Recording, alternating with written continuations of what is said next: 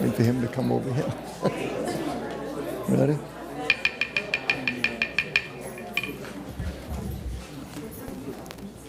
To call to order the school board meeting for June 2nd, 2026. At this time, would Mr. Ford do invocation and pledge?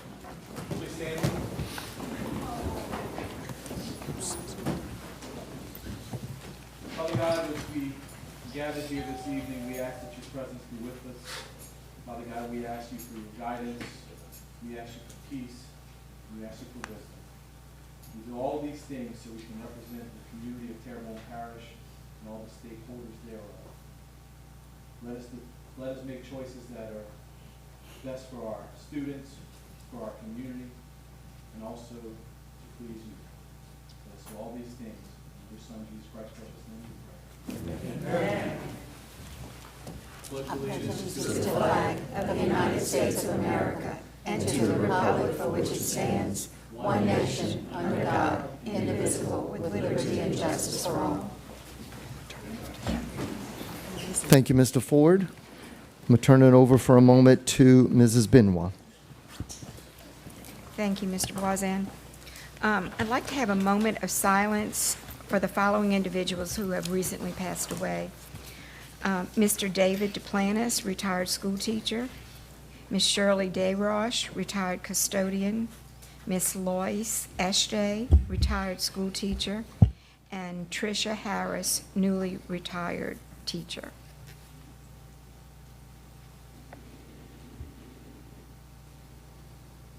Thank you. Mrs. Brunet, would you please do the roll call?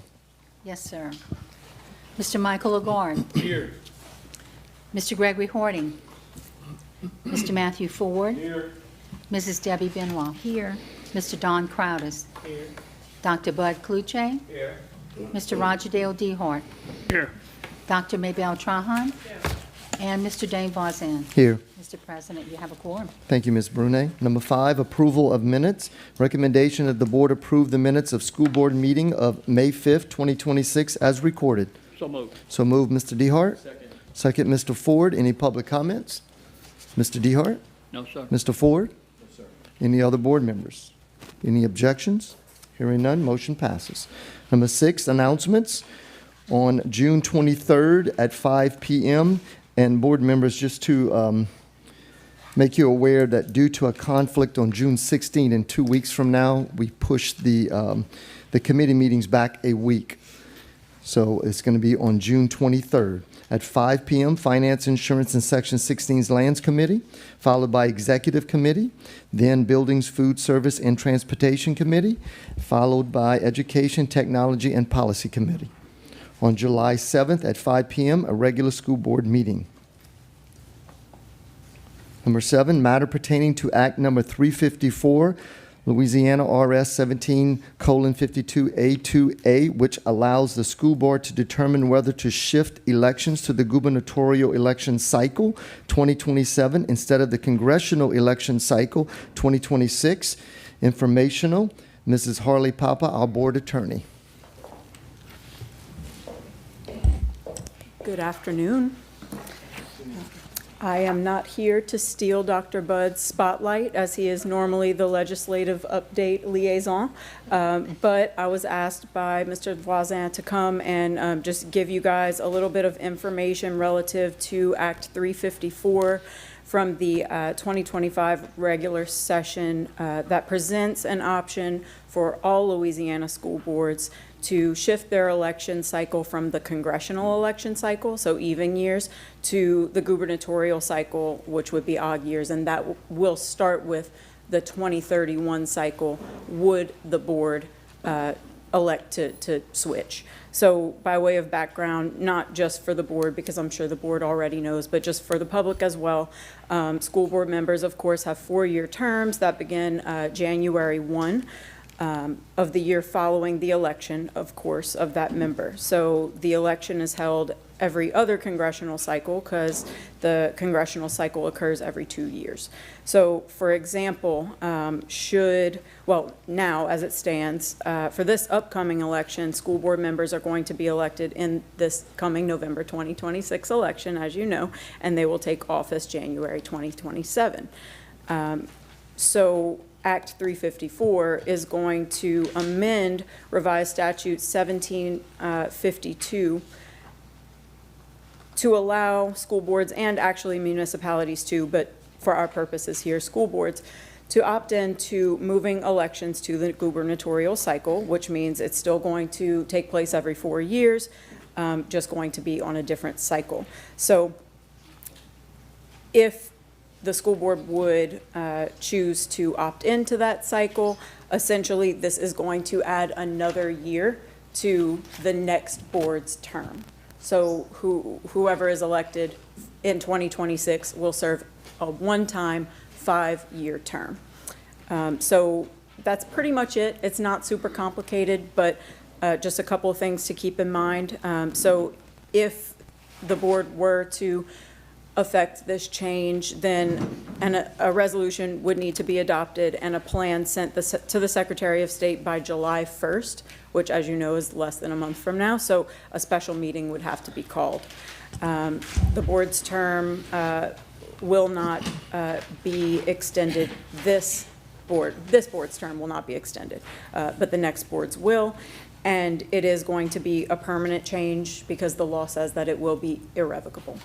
So with that, if anybody has any questions, I'm happy to answer. Well, thank you so much for all of that. It's, Yes. I appreciate your time and looking into it because I know it was a little complicated at first. Yes. So if we choose to just leave it as it is, a 4-year term, we do not have to vote on anything. If This we is would, purely optional. right, it's a total option. Okay, Things can stay the same. thank you. So any board members? Dr. Budd? I know you probably don't have the answer to this, but I just thought I'd ask anyway. Sure. Do you know what the thought process behind moving it to the gubernatorial cycle versus leaving it alone? I mean, why make the change? So I looked at the, sometimes you can go back in the House and Senate committee, and I did just because I was curious. And sometimes there's debate, no debate on this one. So no luck there. I really don't know. I Okay. did, just out of curiosity, also call somebody with the clerk of court's office in our parish to see if it would create any kind of, issues or inconveniences or anything like that. And they also said that it was purely a matter of preference. Thank you. All righty. Mr. DeHart? Yes, I'd like to keep it like it is. I'm just voicing my opinion. And I understand the clarity that you just gave, but at the same time, we're not, people might call us politicians, but we're public servants. We are here for children and an education. In Baton Rouge, I respect all of them, but guess what? They're in for politics to change the world. Guess what? This world don't need to change. It has worked. I've been sitting here right at 36 years. It's worked. Whenever elections are held, people go out and vote if they're interested in what's on the ballot. So what I'm saying to you is that we used to have 15 board members, then we went to 9, and it's worked. 4-year terms work, so I am definitely going to stick with what we have now. Thank you, Mr. I'd DeHart. just like to share that. Appreciate it. Mr. Ford? I would speculate that some of the logic behind this would be that there's a higher turnout for gubernatorial elections. So in that regard, I do like the idea of having it the same time as the gubernatorial election because I want a true representation of the demographic we represent and if we are truly the people that they want to be elected. That being said, It's only one time. I think it wouldn't serve us well to enter this option or to go forward with it because I think we have some conflict right now, not just as a board, but with the community. And I think the perception would be that we were trying to buy more time, which is quite frankly not the truth. I don't know that any board member up here, except for maybe one, who's going to speak a lot this evening that would want that extra time. We are public servants, Roger Dale, and I think that's what our mindset and our focus should be. So although it's a great idea in theory, and it would probably produce a higher turnout, I don't think it would be the option that we should pursue as a board that we have now. Maybe the next board, who knows, but. So this is informational only, of course, and there's not going to be a vote today. But I do want to also say, if I did not before, that if this option were to be considered by you all, it would be, number 1, irrevocable, number 2, have to be made and finalized by July 1st. Only this? Yes. Okay. This is the timeline, and there's no going into the future and choosing to switch election cycles. Okay. Sounds good. Thanks. Good. Thank you, Mr. Ford. Anyone else? Thank you so much. Appreciate it. No problem. Okay, number 8, we're going to move into board committee reports. We'll start with Dr. Budd with Education, Technology, and Policy. Thank you very much, sir. The Education, Technology, and Policy Committee met at 4 p.m. on Tuesday, May 19th, 2026, in the boardroom of the school board office with the following members present. Myself as chairman, Ms. Debbie Benoit as vice chair, Mr. Michael Lagarde was absent. Also in attendance were Mr. Dane Voisin, Mr. Matt Ford, Dr. Maybelle Trahan, Superintendent Corey Butler, and members of the staff. Recommendation number 1. The committee recommends that the board approve and accept as presented the interagency agreement between Terrebonne Parish School Board and the Terrebonne Parish Consolidated Government relative to the Head Start program for the 2026-2027 school year, and further authorize the board president to sign all necessary documents pertaining thereto. So moved. Thank you Second. for the motion. Thank you for the second. Any comments from the public? Seeing no public. Mr. Ford, any comments? Ms. Benoit? No, sir. Any other board members? Any opposed? Motion passes. Thank you. Recommendation number 2. The committee recommends that the board approve and accept the option to extend the current interagency agreement that institutes an intern program between Terrebonne Parish School District and Terrebonne ARC, or TARC, for 3 years, 2026 to 2029 school sessions, and further authorize the superintendent to sign all necessary documents pertaining thereto. So moved. Thank you for the motion. Thank you for the second. Any comments for the public on this issue? Seeing no public. Mr. Ford? I just want to comment for the record that this is a 3-year agreement now. Usually, we've done 1-year agreements, but we felt it was a good venture, good opportunity for us to go with a 3-year agreement, maybe even make it 5 in the future. But it's a good idea. Thank you. Thank you. Mr. I agree with Dehart? his comments. Thank you. Thank you. Any other board members? Any against? Motion passes. Recommendation number 3. The committee recommends that the board approve and accept the following revised policy file C-3.6 Superintendent Evaluation. So moved. Thank you. Mr. Ford, thank you for the second. Mr. Dehart, any comments from the public on this item? Seeing no public, Mr. Ford? Yes, sir. Just for the record and for those of you that are here in the audience or watching at home, this change is being brought about because we as a board, we want a more strategic and deliberate way to evaluate the superintendent. And we want to do so utilizing the same metrics that our teachers are evaluated on, which is LEAP scores, data, and all that. So in the past, historically, the LEAP scores generally don't come out till September, October time, and we've had to evaluate superintendents before the scores would come out. So this is going to give us the opportunity to evaluate them after the scores are out and after we can have a true, idea of how they're doing. Thank you. Thank you. Mr. Dehart? No more comment. He's very Any well other put. board members have any comments? Any opposed? Motion passes. There being no further business to come before the Education, Technology, and Policy Committee, the meeting was adjourned at 4:18 p.m. Mr. President, turn it back over to you. Thank you, Dr. Budd. We'll move into Finance, Insurance, and Section 16's lands. Mr. Crowdis. Thank you, sir. The Finance, Insurance, and Section 16 Lands Committee met immediately following the 4 p.m. Education, Technology, and Policy Committee meeting on Tuesday, May 19th, 2026, in the boardroom of the school board office with the following members present. Mr. Ford was vice chairman. Mr. Dane Voisin, myself as chairman, was absent that night. Also in attendance were Ms. Debbie Benoit, Dr. Bud Kluche, Dr. Maybelle Trahan, Superintendent Corey Butler, and members of his staff. Recommendation number 1, the committee recommends that the board approve and accept the renewal offer for excess casualty insurance from Lloyd's of London, Ambridge, Arthur J. Gallagher of Louisiana, Incorporated, broker of record, covering automobile liability, general liability, errors and omissions liability, and sexual abuse harassment liability with limits of $2 million per occurrence, with a $4 million general aggregate limit for general liability, $1 million per occurrence for auto liability, $2 million per claim for errors and omissions, and $1 million for sexual abuse harassment liability, subject to $500,000 self-insured retention with an annual premium of $382,816.13, rejecting uninsured, underinsured motorist liability and terrorism, effective July 1st, 2026 through June 30th, 2027, and further authorize the board president to sign all necessary documents pertaining thereto. So moved. Moved by Mr. Dehart. Do I second by Dr. Trahan? Do I have any public comments? Mr. Dehart? No, sir. Dr. Trahan? Any other board members? Any objections? Hearing none, so moved. Recommendation number 2.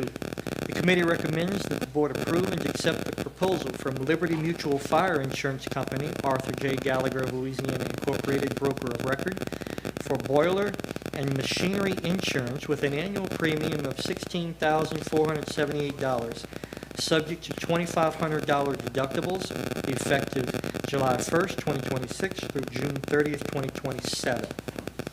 Do I have a motion? Moved by Mr. Voisin, second by Mr. Dehart. Any public comment? Mr. Voisin? Mr. Dehart? No, sir. Any other board members? Any objections? Hearing none, the motion passes. Recommendation number 3, the committee recommends that the board approve and accept the renewal for cyber liability insurance from Houston Casualty, USI Insurance Services, LLC, broker of record, with an annual premium of $43,450.95, subject to a $100,000 deductible with limits of $1 million, effective July 1st. Speaker. Okay. Effective July 1st, 2026 through June 30th, 2027, provided that the new email server is installed and operational by July 1, 2026. Do I have a motion? So moved. Moved by Mr. Voisin, second by Mr. Dehart. Any public comments? Mr. Voisin? No, sir. Mr. Dehart? No, sir. Any Thank you. other board members? Any objections? Hearing none, the motion passes. Recommendation number 4. The committee recommends that the board approve and accept the renewal for excess workers' compensation insurance from Midwest Employers Casualty, USI Insurance Services, LLC, is the broker of record, with $500,000 self-insured retention effective July 1, 2026 through June 30, 2028, with a projected annual premium in the amount of $116,199. So moved. Moved by Mr. Dehart, second by Dr. Budd. Any public comments? Mr. Dehart? No, sir. Dr. Bud Kluche? Any other board members? Any objections? Hearing none, the motion passes. Recommendation number 5, the committee recommends that the flood insurance renewal proposal be presented to the full board at its June 2nd, 2026 meeting. Do I have a motion? So moved. Moved by Dr. There's the Budd. motion at your desk. Sorry. We have a recommendation. Oh, my bad, you're right. That is my fault. So consideration of the flood insurance renewal proposed recommendation. The recommendation, the committee recommends that the board, it's a handout by your desk there. The committee recommends that the board authorize the renewal of flood insurance with Leday Agency Incorporated through Wright National Flood Insurance Company, effective July 1, 2026 through June 30th, 2027, with an estimated annual premium in the amount of $265,129. So moved. Now do I have a motion? I'll move. Moved by Mr. Dehart, second by Dr. Bud Kluche. Any public comments? Mr. Dehart, No, sir. Dr. Kluche? Yes, one comment. Yes, sir. You know, it looks like there's basically about a $50,000 increase over last year, and considering the buildings that we have coming online and the area where we live, I think that's a good deal. Yes, Yep. sir. Thank you, Dr. Kluche. Good company. Mr. Ford? Unfortunately, I don't think it's a good deal. That's represents over a 20% increase, and I'm just curious to know, just so we can educate our folks out there, are we able to do an aggregate of this policy where it's not itemized for each building? I see that some of the itemization has changed, but I'm just wondering if we're getting the best deal possible, because I would think if it's allowed, an aggregate policy would cover all of our properties and would do us better, because there's no way 40-something properties are going to flood at the same time. And if they do, I think we have a bigger problem than flooding. So I think it's something we should, I just want to ask the question because I don't think it's been asked at this point, and I need to know. Mr. Curtis? I could certainly look into doing something like that. This will be one of the things we do. You'll see there are some schools that are like a Berg has one price, but South Terrebonne and TCT have several policies. That's because at Berg, the school, if they're all connected by canopy, we could put it on one policy, versus where at TCT, everything's so spread out, they have to have their own policy for that particular address in that particular building, because they're not connected. I could definitely look into this possibility of a complete aggregate. As you said, the only thing is not every building is covered. I would believe if we did that, and I'll check with Mr. Leday, if we did that, we would end up covering more buildings. And I don't know if we also don't cover each building at the same cost. So we'll look into that and we can get you an answer later on. Okay, thank you, sir. Ms. Benoit? So how many times have we actually made a claim on flood insurance? Prior to them closing doing what they did with the levees, it was quite often.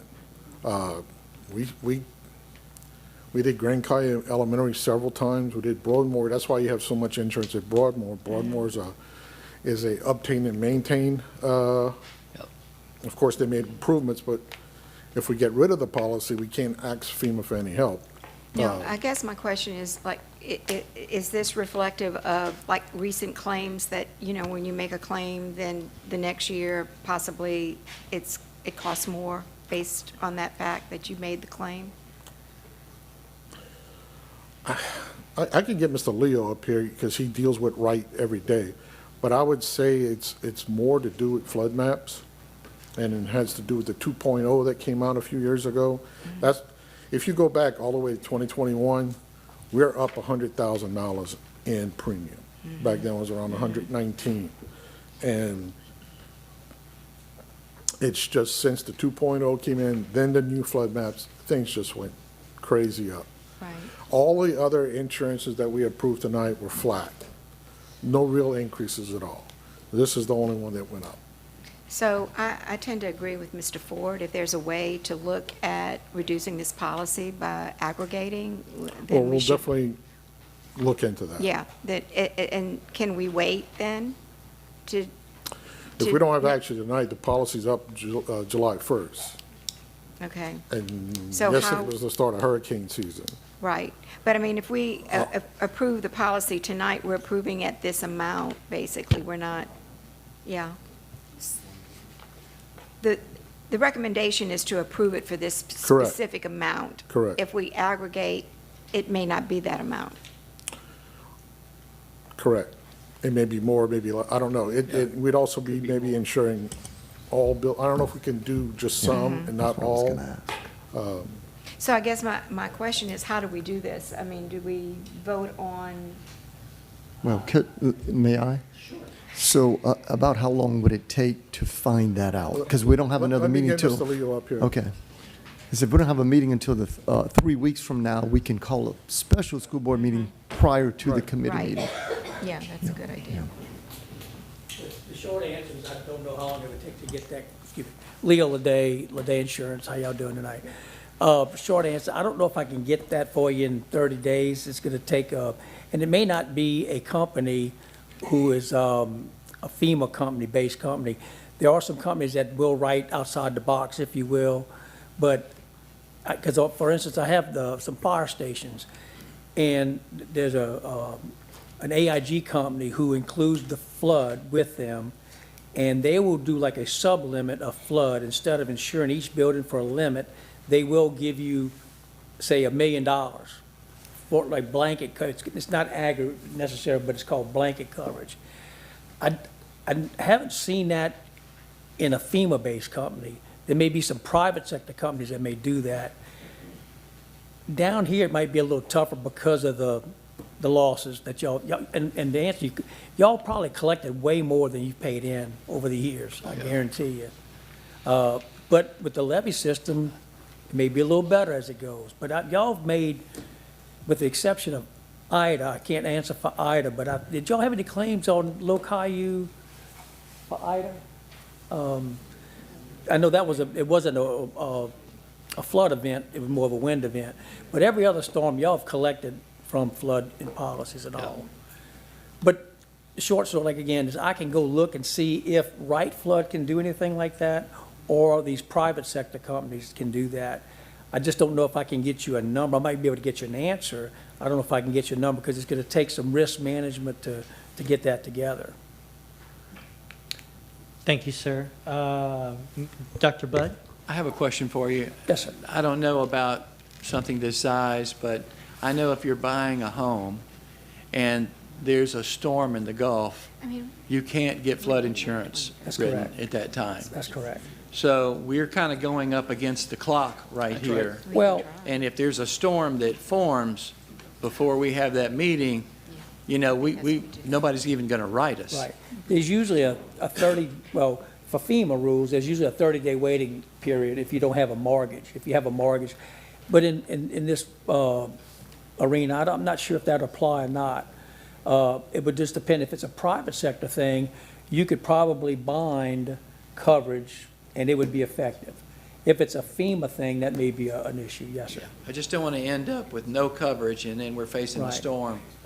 And let me, and y'all said it was an increase, but we also did increase some buildings, if I'm right. It's not just the same, it wasn't exactly like it was last year. We put some more coverages on some buildings. So you have additional coverages too in that increase. There were some rate increases, but it wasn't a 20% rate increase. It was a rate increase plus additional coverages on buildings that weren't insured because they're back in business now. Thank you, sir. I kind of tend to agree with Dr. Budd here. I mean, we're right in the beginning of hurricane season. You know, we wouldn't want to be without a policy. This is a policy for... But it's multiple policies. There's buildings per location, if you will. Yes, sir. Right. And this is a one-year policy, correct? Yes, sir. Right. So we're talking 1 year. I mean, Mr. Ford has a great idea. It's certainly something I think we should look at. Yeah, we can, and I don't mind, if y'all, it's a little riskier because you don't have specific insurance, but, I Right. mean, you gotta think outside the box these days. I have no No, problem with that. absolutely. You know, my recommendation would be to move forward with this. It's a one-year policy, and then we work on the ideas that Mr. Ford has put forward. What I would like, I don't know if I'm sure you can explain it, but what I would like for the sake of the public is to explain the concept of O&M regarding insurance, obtain and maintain. I'm not an expert on FEMA rules. Mr. Curtis, would you? He might want to elaborate, but yes, and again, that was one more thing I wanted to bring up, is having a blanket limit may not meet the guidelines of Right. FEMA. Right. Mr. Curtis, would you So you might need to do a little research on that, please, sir. give us a good explanation of what the concept of O&M is all about and why it's important? Obtain and maintain, in fact, Mr. Adam probably wants to come up here and speak on the FEMA requirements, but once FEMA pays you $1, you're required to insure for that dollar Yes, in the sir. future. So for instance, one of the things we did on here is we increased the contents on Grand Caillou Middle to $500,000 because we had a $500,000 obtain and maintain because we use money from Grand Caillou Elementary to build Grand Caillou Middle, if you remember that. Yeah. Okay, because we use money from that address to build a new school, the obtain and maintain follow it. Same thing with Broadmoor. We collected on Broadmoor, therefore we have to maintain at least, well, the most you can get is $500,000. You have to at least get that much insurance. So sometimes you have some policies that Right. are more than others because of the obtain and maintain, So- because of the Stafford Act. So in essence, what you're saying is that anytime FEMA gets involved and they give you a certain amount of money to ensure, you can never go backwards. Unless you don't want to play with FEMA anymore. Correct. I mean, we have that as for instance, we now have that on South Terrebonne. We have it on Yeah. all the different schools, but those aren't floods. Those happen to be property. Correct. So, Okay. which is why we increased our limits last Yeah. time. One more question on here. I did notice a couple of schools that are no longer open on this list right here, but we're still paying insurance on them. No. No? There's no premium next to it. It's the Okay. ones in Yep. red. All right. Yes, sir. We keep it on the list because right now there is no Upper Lucayu. Upper Lucayu is being rebuilt. Once we rebuild it, we're leaving, that address is going to be used. So just think, same thing with Grand Kai Elementary. We're going to be using that address for the flood insurance, so it's staying on the list. Okay. All righty. Thank you for your comments. Do I have any other questions by any other board members? I just have one other Ms. comment. Benoit again? That I would hope that next year, that this information could be presented to the board, not so quickly before this insurance is due, because then we, That's my fault. Well, not my, there was Wright Flood, he gave us inadequate time. Wright Flood drug their feet in getting us the change numbers and stuff like that. They gave, the renewals that didn't change we had, it was where we had the changes and additions and stuff. Wright drug their feet on it, and that's not his fault. I mean, is that going to be every year? No. They'll Well, drag their feet? It typically. There's going to be times when it's going to happen because South Terrebonne came online this year, so we had to change that. The new South Terrebonne Middle, we'll have to decide if we're going to do flood insurance. I'm sure we will, but that's going to be an addition, so that's going to have to be underwritten. Whenever we make a change like that, and as some schools come on, when Upper Wilkaya comes on, when Grand Kai Elementary comes on, we're going to have to renew those policies, so that changes things a little bit. And you cannot get, and this is not just Wright Flood, all the direct writers or the rights you owns, it's 45 days prior to the renewals, the fastest you can get them. It just makes it very difficult for decisions to be And this is made really the when first year, I think, you're we under have the to gun. At the committee meeting, but, and it's, again, it's not his fault, not my fault. We gave all the information to Wright, and he had given us for the updates on the different buildings, locations, and they just took their time. It just sounds like a game to benefit the insurance company more than what it is I to, mean, it may be, but it's just, it was out of our control at that point. I'm sorry for that. thanks for the explanation. Yes, ma'am. Any other board members? Any objections? Hearing none, the motion passes. Moving on to recommendation number 6, the committee recommends that the board reject the bids received for pre-kindergarten snacks and instructional food supplies due to being over budget. Do I have a motion? So moved. Moved by Mr. Ford, second by Dr. Cluche. Any public comment? Mr. Ford, Dr. Cluche, any other board members? Any objections? Hearing none, the motion passes. Recommendation number 7, the committee recommends that the board approve and accept the Courier to serve as the official journal for the Terrebonne Parish School Board at the current rates July 1, 2026 through June 30th, 2027. Do I have a motion? I have no motion. Moved by Mr. Voisin, second by Mr. Harding. Any public comments? Mr. Voisin, Mr. Harding, any other board members? Mr. DeHart. It's so expensive, but you can't even hardly find a Hummer Courier. Yep. Today. Don't disagree with you, sir. And what I'm saying is that, is there any other avenue we could do besides that? So, yes, Dr. Budd has been addressing that issue with the state legislature. Go ahead, Dr. Budd. We put in two different bills this year, had two different legislators, one in the Senate, one in the House, put in bills to make our official record to be able to be our own website. And we got outstanding support throughout the entire state, because not just our little Terrebonne Parish, but the entire state is being held hostage by newspapers. And so we've got a lot of support, we got a lot of great testimony, and they voted it down and killed the bills. So hopefully next year we will try once again, see if we can get it through. I heard that, so I didn't know what the outcome was in the vote. Thank you. Mr. Ford. Is there legislation that requires us to even have a courier of record? Yes.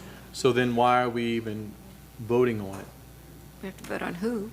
You have to select one. Well, I would almost rather take our chances, let them select, because they may select someone other than the courier, so. Yeah. I mean, you make a good point. It might just be for a matter of record that you have to do it every year. I don't know the answer to that off the top of my head. I think there are certain circulation requirements within a community, and in order for you to be able to use that particular instrument as your journal of record, and some communities who do not have that have to get a newspaper outside of their parish, actually, to be able to do the same thing. Yeah. So if we don't do it officially, then who knows, it may end up in the Advocate at twice the price. So, I mean, Yeah. and maybe legal would have information on that. It appears that Ms. Dugas has some information to shed light as. The law actually requires us to adopt the official journal every June, at the June board meeting, every year. So we do have to vote on it. What would happen if we had an official journal that wasn't the official journal? Then we would not be in compliant with state law. Okay, thank you. All righty. Thank you for the comments. We don't have a Any choice. other board members? Any objections? One objection, Mr. Ford. Two objections, Dr. Bud Kluche. With the two objections, the motion does pass. Recommendation number 8, the committee recommends that the board approve and authorize the purchasing department to advertise bids for Lewis Miller Terrebonne Career and Technical High School equipment and supplies. Funds to be derived from Community Development Block Grant Disaster Recovery Funds. So moved. Second. Moved by Mr. Ford, second by Mr. Dehart. Any public comments? Mr. Ford? I do have one comment. At committee, when we talked about this, we did encourage Ms. Dugas to allow some of these companies to offer to donate equipment before we purchase it, and that is what we're going to do. So we are putting it out for bid, but if there's companies in the audience or anyone out there listening and you want to donate and be a part of the change that we're going through and the upgrades and building of this community, we welcome your donations. Thank you. Mr. Dehart? Yes, sir. I'm just going to share a very positive comment. Most of the businesses that are affiliated with Lewis Miller Career and opportunities that our students get, they hire them, and they're very pleased with the product they're getting from our programs. So I think what's being said and requested is going to be an avenue that I think is going to be very positive, worked on. Thank you. Absolutely. Mr. Superintendent? Yes, sir. Just to kind of piggyback on what Mr. Ford actually stated, we currently do have some of our industry-based partners that actually do donate various equipments and for various programs that we actually offer.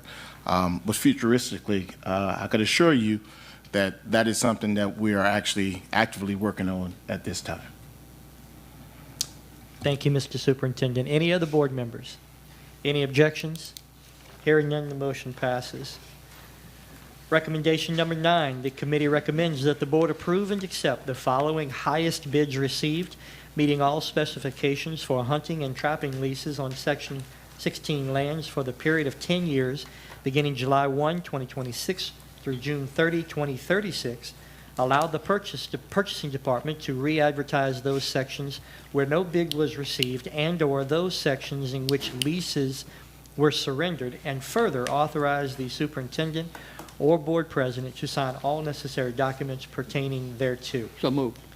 Moved by Mr. Dehart, seconded by Dr. Budd. Any public comments? Mr. Dehart? No, sir, it's very productive. Dr. Cluche?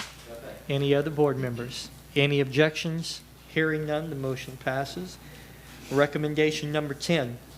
The committee recommends that the board approve and authorize the extension of the temporary easement, servitude, and right-of-way easement for monitoring and access for the coastwide reference monitoring system project, CRMS 2785, situated in Section 16, Township 18 South, Range 14 East, for an additional 25 years, March 15th, 2025 through March 15th, 2050, under the same terms and conditions. So moved.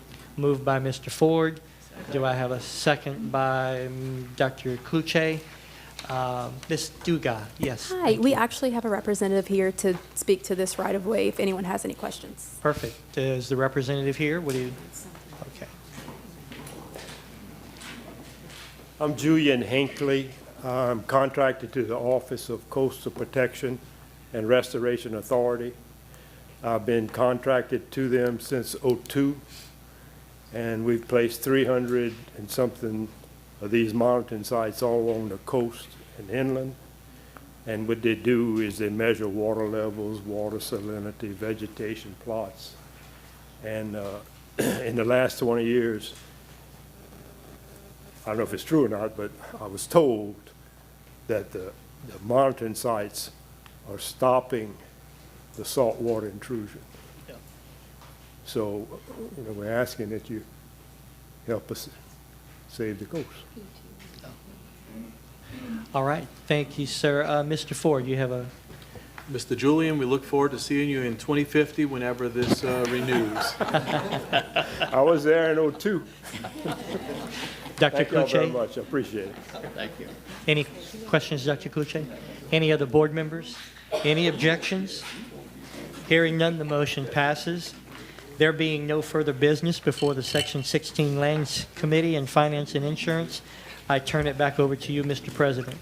Thank you, Mr. Crowdus. We'll move into the Executive Committee. Mrs. Benoit. Thank you, Mr. Voisin. The Executive Committee met immediately following the 4 p.m.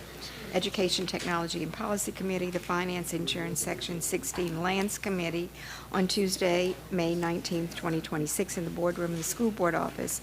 The following members were present. Mr. Voisin as president, myself as vice president, and Mr. Michael LaCord.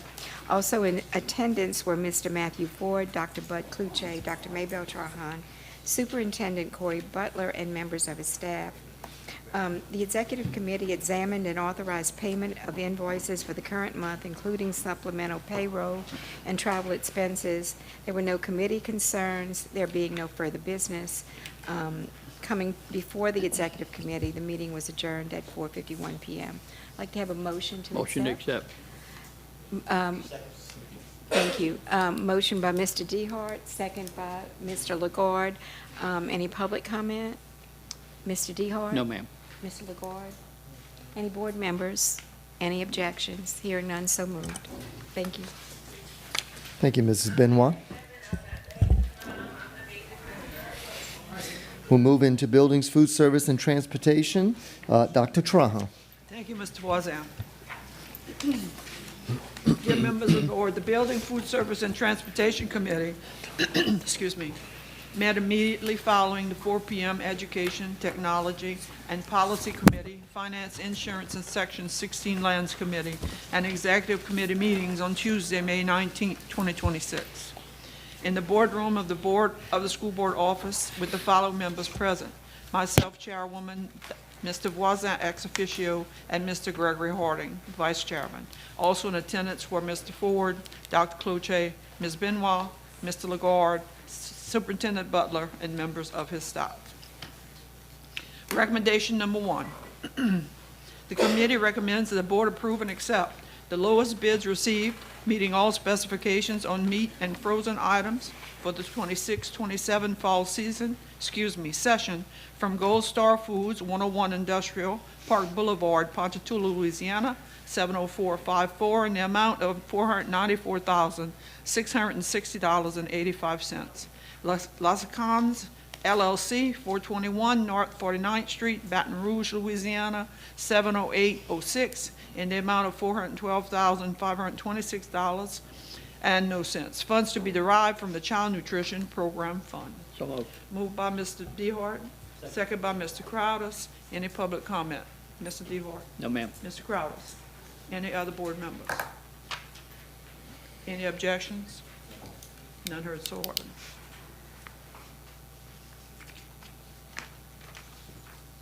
Recommendation number 2.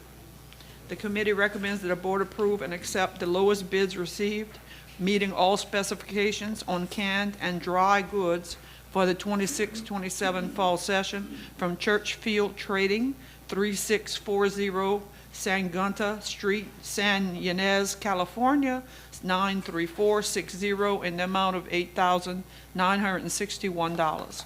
Gold Star Foods, 101 Industrial Park Boulevard, Ponchatoula, Louisiana, 70454, in the amount of $168,576.99. Laca Sands LLC, 421 North 49th Street, Baton Rouge, Louisiana, 70806, in the amount of $279,391.80. Funds to be derived from the Child Nutrition Program. Moved by Mr. Voisin. Second. Second by Mr. Ford. Any public comment? Mr. Voisin. Just a comment, getting food from California? I don't know. Mr. Ford. Any other board members?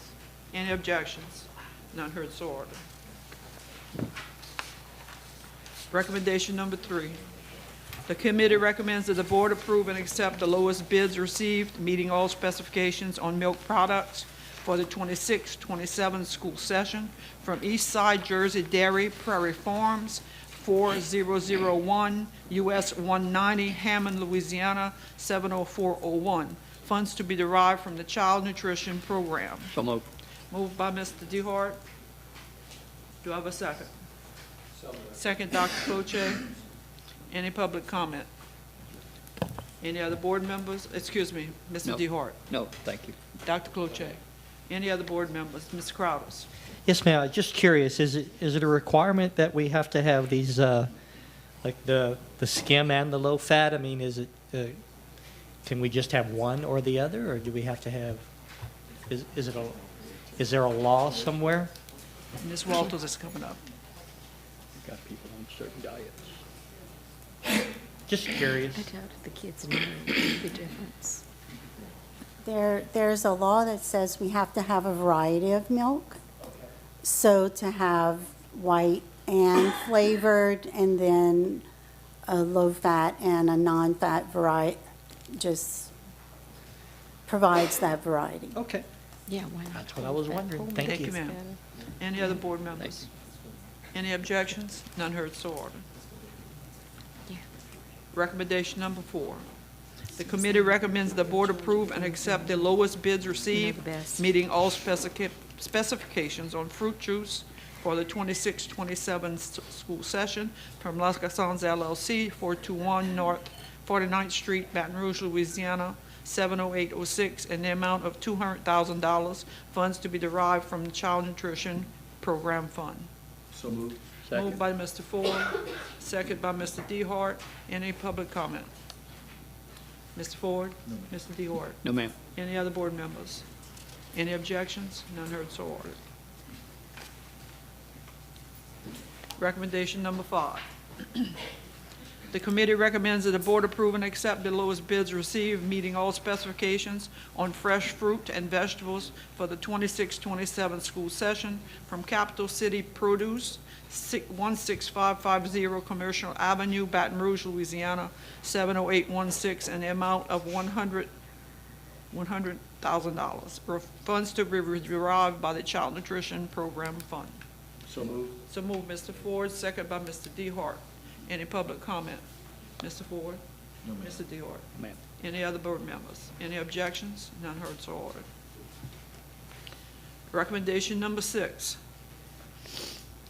The committee recommend the board approve and accept the lowest bids received, meeting all specifications, on supplies and disposables for the 26-27 school session from Daxwell Distribution, 9414 Clay Road, Houston, Texas, 77080, in the amount of $11,172. Economical Janitorial and Paper Supplies LLC, 1420 Sam's Avenue, Suite F, Elmwood, Louisiana, 70123, in the amount of $302,288.08. Interborough Packaging Corporation, 114 Bracken Road, Montgomery, New York, 12549, in the amount of $23,491.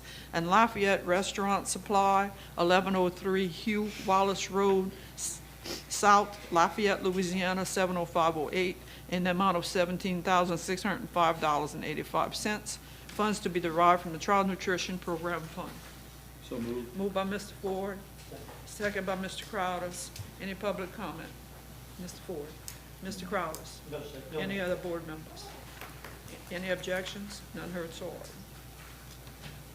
Recommendation number 7. The committee recommends the board approve and accept the option to extend the current contract to provide linen services for the 26-27 school year from Centus Corporation, 1101 Talbot Avenue, Thibodaux, Louisiana, 70301, in the amount of $15,500. Funds to be derived from the Child Nutrition Program Fund. So moved. So moved, Mr. DeHart. Second by Mr. Crowders. Any public comment? Mr. DeHart? No, ma'am. Mr. Crowders? Any other board members? None heard, so ordered. I like it when I hear an extension of a current contract. Catches Yeah. my eye every We've time. been using them for years. Recommendation number 8. The board approve and accept the option to extend the current contract to provide concentrated detergents for the 26-27 school year from Sanitec Systems Incorporated, 4033 Holden Road, Lakeland, Florida, 33811, in the amount of $58,237. Funds to be derived from the Child Nutrition Program Fund. Moved by Mr. Voisin, Second. second by Mr. DeHart. Any public comment? Mr. Voisin. No, ma'am. Mr. DeHart. No, ma'am. Any other board members? None, any objections? None heard, so ordered. Recommendation number 9.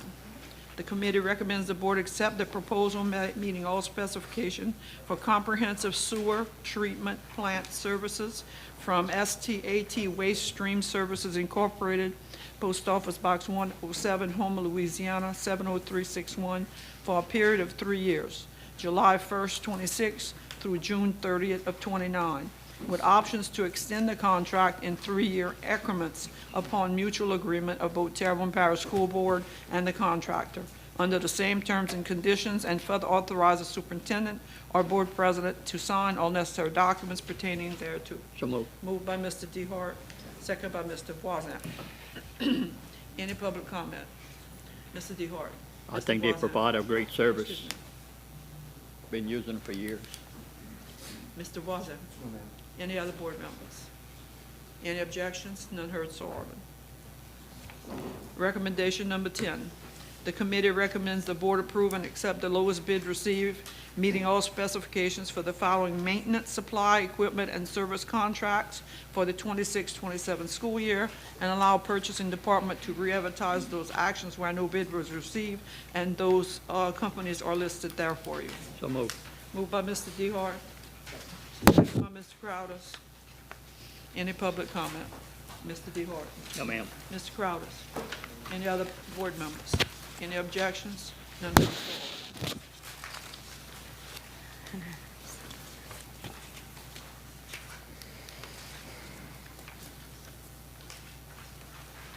Recommendation number 11, the committee recommends that the board approve the option to extend the following contracts for a period of 12 months July 1st, 26 through June 30th, 27, upon mutual agreement of both Terrebonne Parish School Board and the awarded vendor under the same prices, terms, and conditions. So moved. Moved by Mr. Dehart, second by Mr. Voisin. Any public comment? Mr. Dehart. No, ma'am, thank you. Mr. Voisin. It's lovely to see so many companies doing that. Local. Any other board members? Any objections? None heard, so ordered. Recommendation number 12. The committee recommends that the board approve the issuance of a notice to proceed to Costagos Goodwin Utley Engineers LLC for plans and specifications for the football stadium lighting retrofit project at Terrebonne High School. Establish a budget in the amount of $290,000, funds to be derived from FEMA improved project funds and building funds. Authorize the advertising of bids, direct that any major project changes be reported back to the Buildings, Food Service, and Transportation Committee. Mr. Crowder.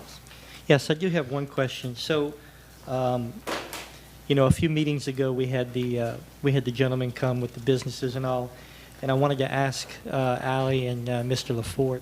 So, when FEMA's paying a part of this, the other part, the local funds, are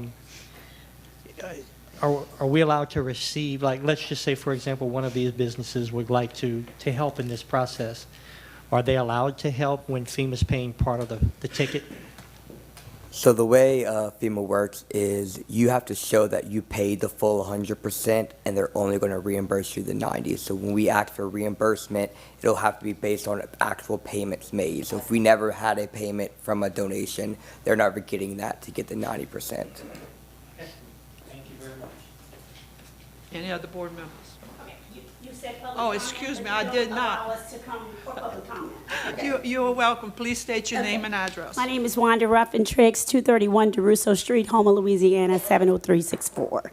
I see in this area, we have a whole bunch of things that are lumped under this section. So are the public comment you're asking for entailed about everything that's in This the... public comment is to do with Fletcher. Okay, so are we going to go item by item down this line to discuss the rest of these things on this area, or are we going to have discussion about the Ellender? Ellender's coming up. Okay, well, I'm sorry, you have it under this section, so that's what I'm asking. I didn't see it there, but. Yes, it Ms. is. Triggs, that's informational. That was the things that went through committee. It was as informational. There was no. There's no recommendation. There's no recommendation at that time. Right, well, that's why I'm asking, because I was at that committee meeting, and I don't remember, I just remembered that you guys were going to That's discuss it fine, at this meeting, so that's why I'm asking now. I don't want to miss my opportunity. Thank you. We want to be clear. Thank you. All right, Mr. Dehart? No. No. Mr. Dr. Klucek? Right. Any other board members? No. Any objections? None heard, so ordered. After we had done this item at the committee, we heard from various members of our architects, and they reported on various schools. They reported on LaCache Middle, Oaklawn Middle, Coturbaya Blue, South Terrebonne Middle, the softball field at Terrebonne High School, Upper Locaia, Ellender, and yeah, that's it. And at that meeting on May 19th, 2026, this committee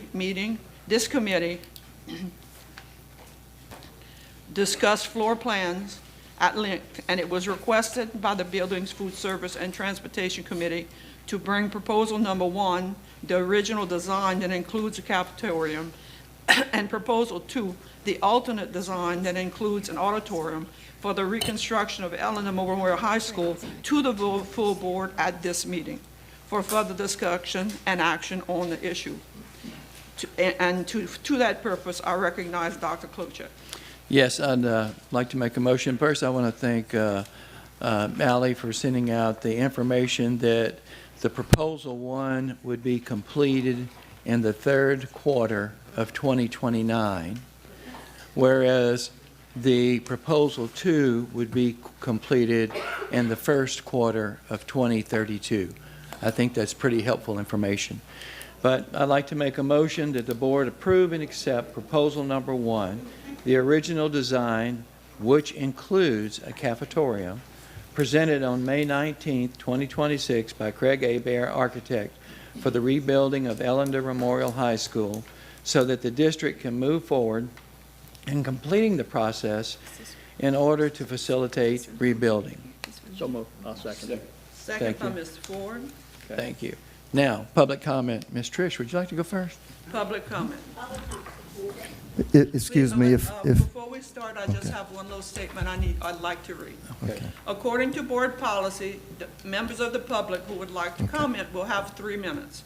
When you come up, you need to provide your name and address for the record. And I remind everyone, this is for public comments, it's not a question and answer session. The president, Mr. Voisin, will be tapping yes, he just did a recommendation. that's the word I'm looking for, gavel, Yes. when time is He up. made the motion. Yes. Okay. Yes. Now, ma'am. Try a point of clarification. I'm correct me if I'm wrong. I know in the past we have given speakers more time if they needed time. We had made a motion that we can give them more time if they need more Yeah, time. if we have a motion, that we can give them more time, yes. Okay, so if our time expired, we can make a motion, because I mean, I think it's important that no matter what side of the fence we're on, that we hear, what they have to say, as long as we're not here all night.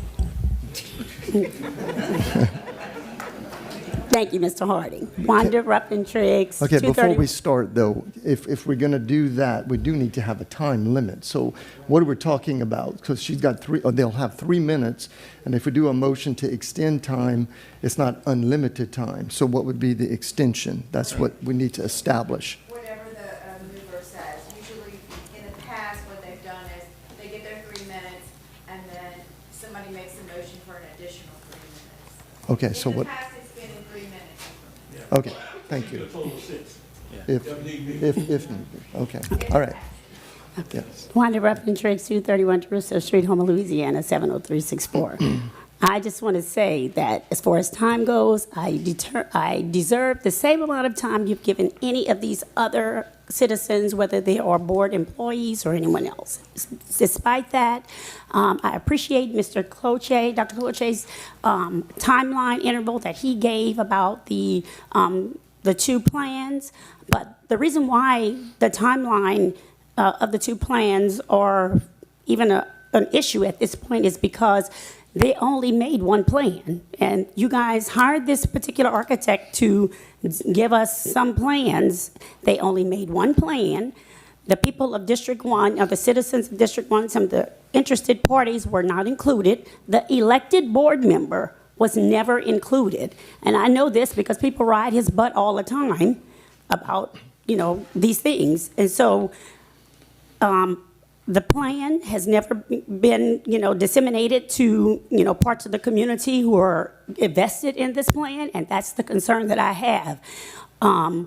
You're saying that it's going to take extra amount of years. Well, because you have disenfranchised us by not allowing the District 1 board member to have input on that plan and not allowing those of us that he represents to be represented with that plan. And so I would suggest that maybe we didn't hire the right people to do this because they only gave us 1 part. At this point, I'm not concerned as much as with the time as that we get everything that all the other schools get, and this cafetorium is, frankly, an insult because it's nobody has input on it, I saw the scraps of a little plan one time when we're here. That's not fair. It's not fair to us, and as the board, I think that you owe the citizens of District 1 and the representative for District 1 more than that. More than that, you owe the people more than that. He's here to represent us. He represents them with his vote. And so it's just really not fair. And so right now, for you to say, rush, hurry up, or you're not going to get nothing, is not fair, And the money, we know that the money is not a factor. We know that whatever they decide to bill, we have to pay our 10% of it. So if they build a $400 million school, as long as we got our 10%, that's really all FEMA cares about. And so I think that you need to regroup and come back, and just like you promised, deliver on your promise to have the town halls in the areas of the people that are vested in this project. Thank you. Thank you, ma'am. Anybody else from the public like to speak? Yes, sir. If you give your name, please, Mr. Navy. John Navy, 117 Bullen Drive, Houma, Louisiana, 70363. I'm just not speaking as a person from the public, but as a 15-plus year employee with Ellender High School, right? I just heard that you're telling me that the cafeteria plan is going to be 29, Yes, sir. and the alternate plan will be 32. I can tell you right now, from the people I've spoken with, they want the school built. They want it built. They want the school now. I mean, we playing around with too much time. It's June. We in hurricane season right now. We still trying to figure it out. But let me just make a few comments of my own right now about the logistics of being a guidance counselor and scheduling and classroom space and things of that nature, right? First of all, let's go to the auditorium. Mr. Butler, you know, Mr. Dillon know, the other principals know that definitely the auditorium was not utilized. It was mainly storage space, to be honest with you, it was storage space. I talked with actually the janitor, the head janitor, and others there, plus myself. I used to put stuff in the auditorium for storage, books and things of that nature, storage space, okay? The only other time they were utilized is when they did recitals, but that was during the summertime for people that had dance recitals, studios, whatever. Other than that, it really wasn't being utilized, the auditorium. The cafeteria, for me, is a new model that they're moving toward. Other school districts are doing just that. You look at the class space, that's a serious issue. If you're looking at the cafeteria, right, they have more space. We could put 29 or 30 kids in a classroom versus the other model, you put 24. Logistically, as a guidance counselor, that was a nightmare for me. To be honest, it would be a total nightmare. So I'm just simply saying that if you want to really look at an equitable education model, you're looking at what's making it comfortable for the kids. The field house would be big. The coaches would love that, to be honest with you. It would be more space overall for the kids to be comfortable in versus you were actually, Mr. Butler, from that plan I'm looking, correct me if I'm wrong, that plan that you have in place with the cafeteria goes for built. You have to have 1,400 students that you could actually have in those classrooms versus 1,200 in some of the alternate plan. Am I correct? I'm wrong with those numbers. Please correct me on that. Okay. So you have to also prepare for future growth. Future growth. So I'm just simply saying that I know what the auditorium was used for, and it really wasn't utilized the way it could have been, because I don't even know how you could utilize that much space. If you look at any models out the country in Louisiana, they don't need that much space for auditorium. Point blank, I just want the school rebuilt, to be honest with you. Logistically, the people want that, they want the school built. We're going back to South Terrebonne. Past my 3 minutes? No, I'm not sorry. yet. We're going back to South Terrebonne. They were talking about utilizing space. South Terrebonne was already built, wasn't damaged, it was remodeled. And I'm pretty sure if it would have been flat like Ellender, it would probably been a cafeteria too, correct? But I'm just simply saying that. Make a motion to extend for 3 minutes. Second. I'm just simply saying that let's do what's good for the kid in reference to how they're going to be safe and comfortable in that atmosphere. We're looking too much on the infrastructure itself, but not looking at how those infrastructures help in the learning process and teaching process. That's what we need to be focusing on. Thank you all. Thank you. Anybody else from the public like to make a comment? Yes, ma'am, please. If you give your name and address when you come up. If you wait till you get to the microphone so people at home can hear you. Good afternoon, Danielle Davis, 153 Bon Jovi Boulevard, Gray, Louisiana, 70359. As I said and I listened, I looked at the mission statement and the vision statement. One thing it says engage. The other part of the vision statement say the growth mindset. Here we are, how many years after Ida, and we still don't have a school. We want a school, we want it now. However, it feels like you guys are forcing our hand if we go with plan A, and we'll get it sooner. Rather, if we go with plan B, it'll be later. However, we want a school. We don't want anything that we don't deserve. Ellender, alumni, future students, current students, we deserve a school. We don't deserve portables, and we would like our school. That's it. Thank you. Thank you. Anybody else from the public like to make a comment? Yes, ma'am, if you please come up, give your name and address. Good evening. My name is Cambray Stewart, 121 Trellis Avenue, Chauvin, Louisiana. I would like to speak, make a statement for our partnering school. I am a graduate of South Terrebonne High School, class of 2012. My sisters actually graduated from Ellender. I did live in Mechanicsville for all of my childhood. I would like to say that Ellender deserves a school. South Terrebonne was able to get their school rebuilt, remodeled. And a lot of the students since year 2020, school was kind of taken from them anyways because of COVID. So they had COVID, and then shortly after we did have Hurricane Ida. So it seems like the students, staff, members of the community, they actually deserve to have their school rebuilt in a timely manner. I understand that there is a time frame for 2 different plans, but it seems kind of off-putting for the past however many years. Ida happened in 2021, we're in 2026, and we're speaking about the school not being finished until 29 and 32 for 2 different plans.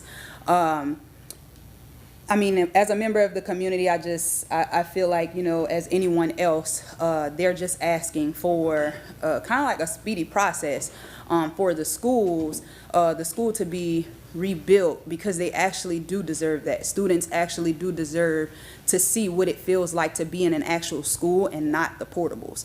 I was able to experience a school, students at South Terrebonne were able to experience the portables temporarily, and now they are back in their school.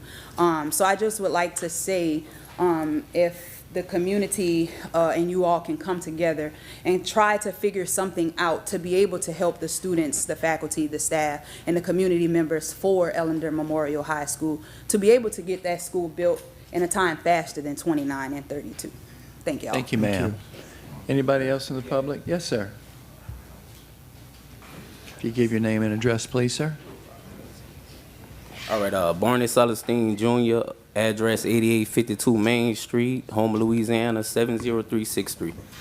All right, I grew up in Bobtown. Well, my family from Bobtown, Dulac. I work for Willie Boverland Trucking, my uncle company. They've been running the trash from Houma to New Orleans for the last 30 years. Yeah. So I take care of everybody's trash in my big 18-wheeler. So I probably got more family members that went to Ellender because the whole Grand Caillou and Mechanicsville is my family. Correct.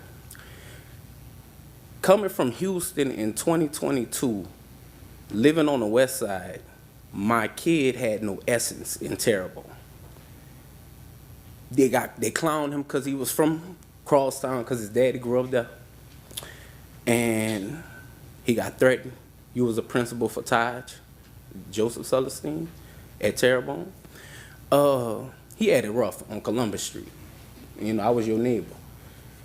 Yeah. All right, so, man, and when I'm back on the east side, and I have a son that's in St. Gregory, the private school. I come on the west side to bring him to school. And I want him to have an essence of a high school of where his neighbors is his students and classmates, where he know them, versus somebody he just see Monday through Friday and he don't see him on the weekend, he won't live with. If you don't put nothing in place soon, or even scrap the plans, go with a different builder, or even get a new bid for a cheaper tech school, a Christian school. We need something on our side that really shows like we're our own, unless y'all gonna open up the zone to what South Terrebonne, they're gonna bust us from Dulac. How long is it taking to build Grand Caillou Middle School, elementary down the bayou? I watch y'all tear it down. I moved here in 22 and it's almost halfway built because I see the foundation almost pulled. It ain't gonna have over 1,000 people at that school. So it's no use for Grand Caillou Middle more than Ellender. That's all I got to say. Thank you very much. Anybody else in the public like to comment? Dr. Budd, Yes, sir. if I may, I think before we continue with the public, maybe Mr. Adam can kind of explain why 29 compared to 32. Maybe he can come up here and kind of explain that. It would maybe help clarify some things. Awesome. And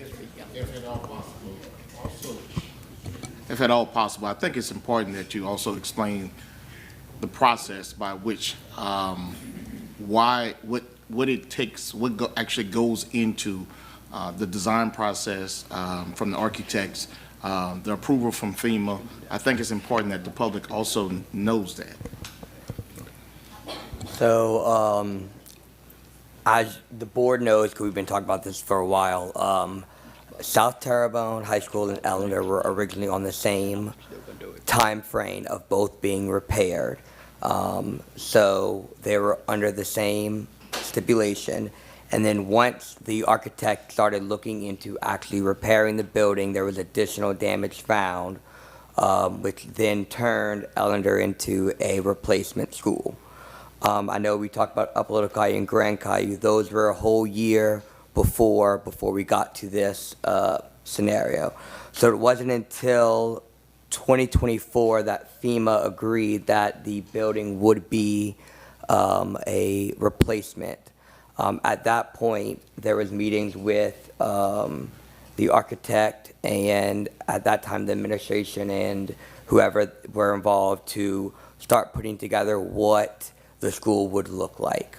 At that point, in order to present to FEMA, we need a pretty detailed design of what the school will look like for them to be able to review and make sure it follows all of their policy and guidelines, that you are not building anything grander than you lost, because in the end, this is all taxpayers' dollars, and you don't want a Taj Mahal of a school that you do not have. So they want to be as close to the original size and function of the original school that was lost during Ida.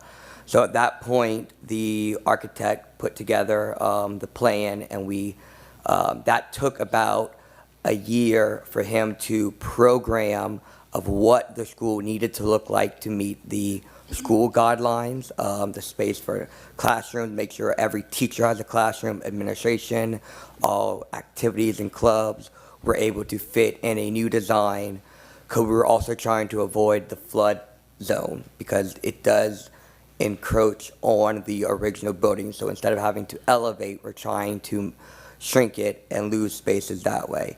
So at that point, we began the demolition. It was demolished. We submitted the first draft of the plan in fall of 2025, so not that long ago. However, in that time from now, the government has shut down twice, so there has been no review of those plans in that meantime, because there was no one to work on that.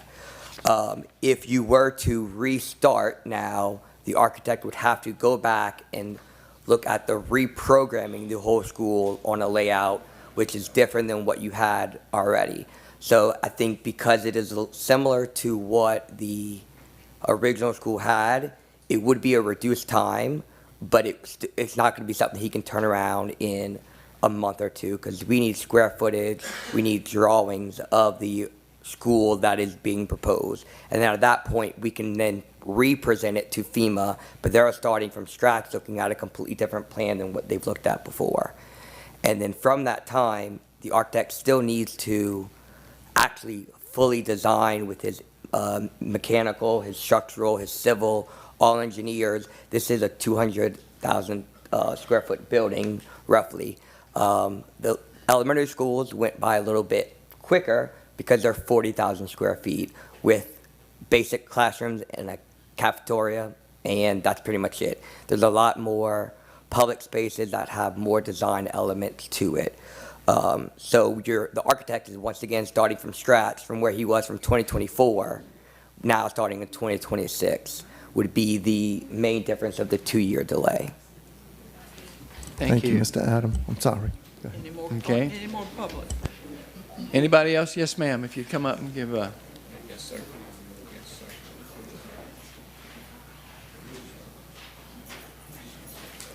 If you give your name and address, please. Akari Rainey, 47 Colorny Loop, 70363, Houma, Louisiana. Good evening, everybody.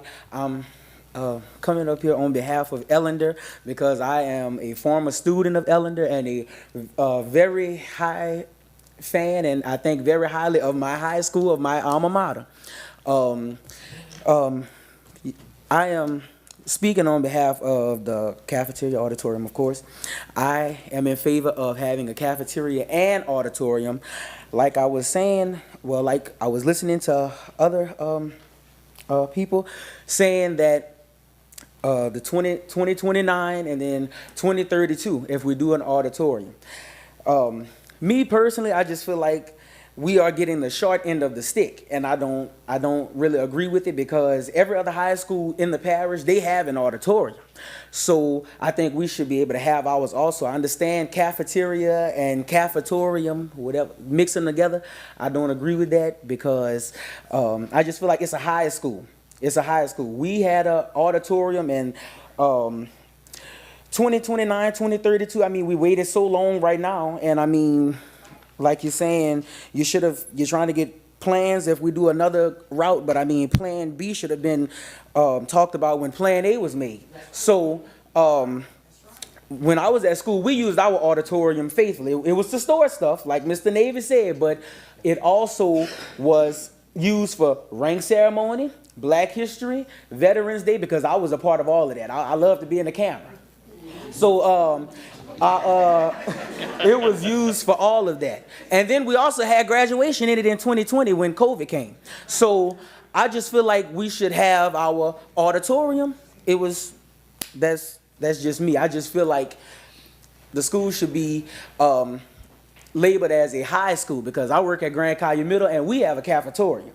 While I'm doing Black History or something like that, I don't want to be smelling them ladies cooking back there while I'm doing programs or plays. So that's my take on that, and thank you. That's all Thank I you have so to much. say.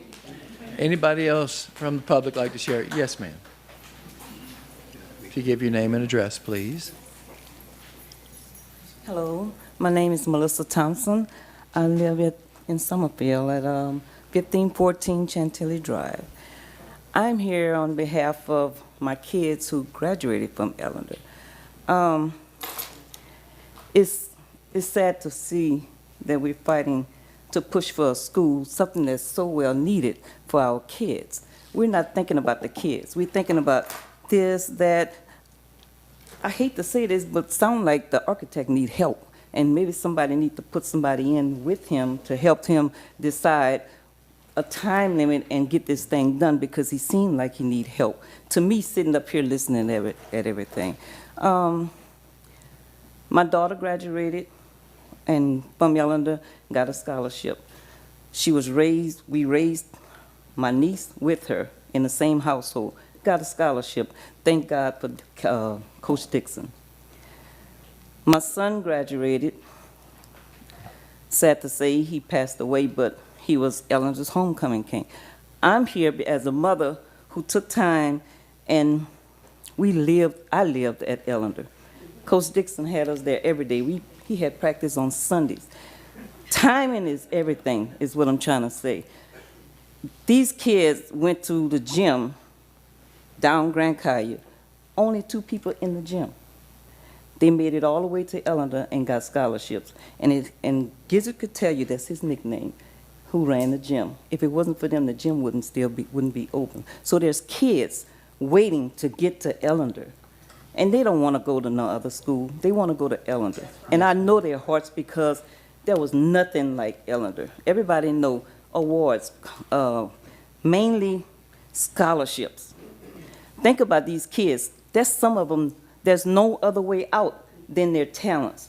Give them a chance to hurry up and get this school done so they can become one of those people who can get a scholarship and go to college. That's all I'm trying to say. Timing is everything.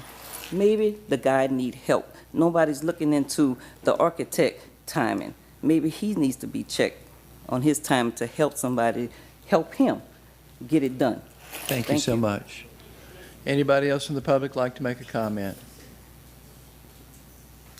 Yes, sir. If you would come up, please.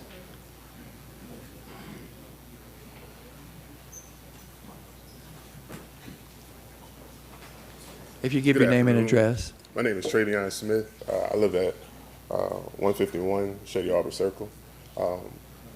I think a lot of the frustration that you're dealing with as a board comes from the lack of transparency of the former administration and of your board. A lot of this frustration comes from people having unanswered questions for years. Now we're forced to make a decision about something that's still years out. As a graduate of Ellender and someone who works very closely in that community, these children want a place to be. If you haven't been to the portables at Ellender, it feels like being in a holding tank. It feels like being in prison. For children that want to pursue an education, want to be a part of a community, and want to establish their own identities, it's very hard. As someone who's on the outside looking in, working with children, it is heartbreaking to go to a place where you know I'm going to be there for 4 years. There is no semblance of who I am, what my identity is, and what I'm supposed to be representing. On top of the educational deficiencies of having that stress of being somewhere that does not look like a home to you. I work in churches, I work in mentoring programs. Ellender needs a hub for those kids. We can debate all day about a cafeteria and a cafetorium. I want to see children be able to get the education that they deserve. Us as taxpayers, us as parents, us as community stakeholders want to hold you accountable for making that decision as soon as possible. Thank you. Thank you, sir. Any other person like to make a comment? Anybody from the public? Yes, sir. If you give your name and address, please. Rashad Rainey, 47 Killarney Loop, Home, Louisiana, 70363. So my biggest concern is what the population look like of the student body at Ellender in 29 or 32. Because we heavily invested and we go to the school all the time, and the kids are dropping. They're going to different schools. They're coming out of Oaklawn, going to Terrebonne, going to HL, Vanderbilt. So we're just trying to see what the timeline will be like. Could we speed up the timeline so we can save our kids and give them a school that they'll be able to attend, get their education, play sports, and whatever. The cafeteria and the auditorium is a nice debate, but I'm off either plan to work with me, to be honest. Because if you have bigger classrooms, bigger band rooms, locker rooms, and stuff like that, that's cool. But if you could rebuild it back the way it was, that's fine also. So my biggest concern is what the student body looks like in years to come, because we losing our kids day by day. Yes, sir. That's it. Thank you so much. Anybody else from the public like to make a comment? Public going once, public going twice. Yes, sir. Yes, ma'am. If you give your name and address. Hi, my name is Tiffany Collins. I live on 312 Plum Street in Houma. So whenever I first heard about this cafetorium was literally weeks ago. As a former member of PRC committee, as a member for 3 years, I've been asking our PRC committee head what's going on with Ellender, and I've gotten zero answers. For the last 3 years, I've literally gotten the shoo-shoo around every single time I'm asking what's the progression. It's usually FEMA or architect, but no plans. So the first time I heard about this was a couple of weeks ago, and I don't see why we didn't have both plans right at the beginning. As a music professional and somebody who worked in theaters, I feel like we would be stripping the kids from the ability to actually work in a professional theater going in. I worked in that theater. I did drama club. I did all of that stuff. I got really passionate about the tech side of things, went on to Southeastern, continued my tech side over there as a student worker, and worked under the most awesome director. I'm asking today, why didn't we discuss with actual people who are schools who had these cafetoriums what they thought about it?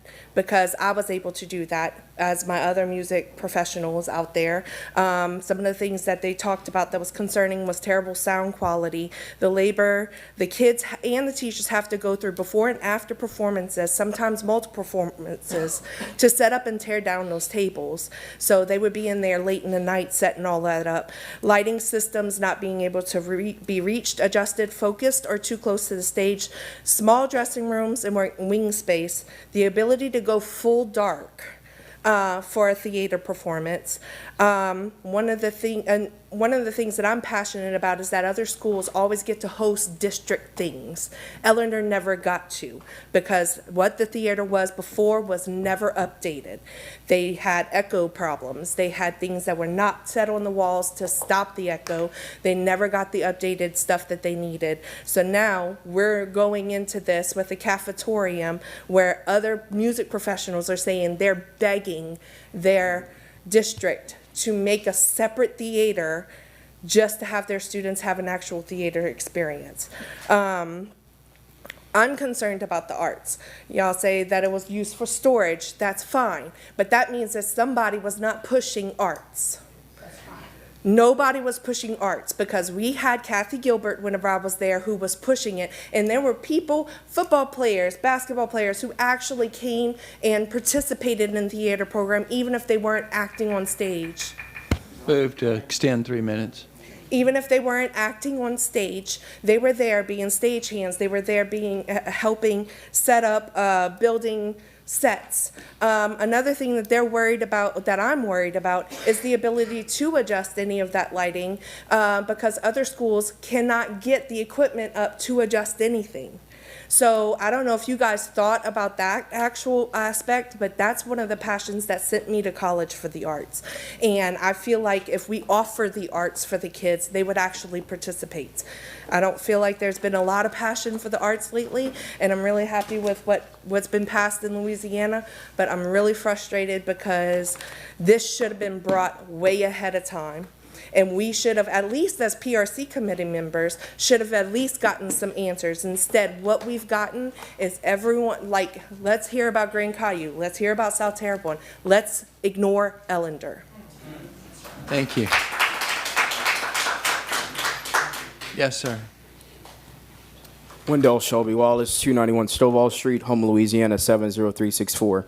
I want to just piggyback off of something that the young lady right before me just stated. If you look on the screens, and it's been on rotation throughout this entire meeting, it says to engage, educate, and empower every student every day.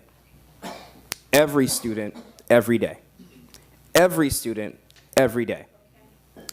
Every student means the band student. Every student means a student who may be interested in science. Every student may mean the military student. Every student may mean the football player. Every student deserves the best, not what's acceptable, not what we can push through quickly, but they deserve what's best. Every student means every student is at Ellender, South Terrebonne, H.L. Bourgeois, deserves equitable experiences. Equitable experiences. Now, our architect raised something very important. I used to work in disaster recovery. And I used to review FEMA plans for the state of Louisiana. One of the things that's required in replacement, unless things have changed drastically, is that the structure that is built is similar to the structure that was damaged. To your point, we can't build anything, we shouldn't be building anything that's drastically bigger, but we also shouldn't be shorting our students by building something smaller.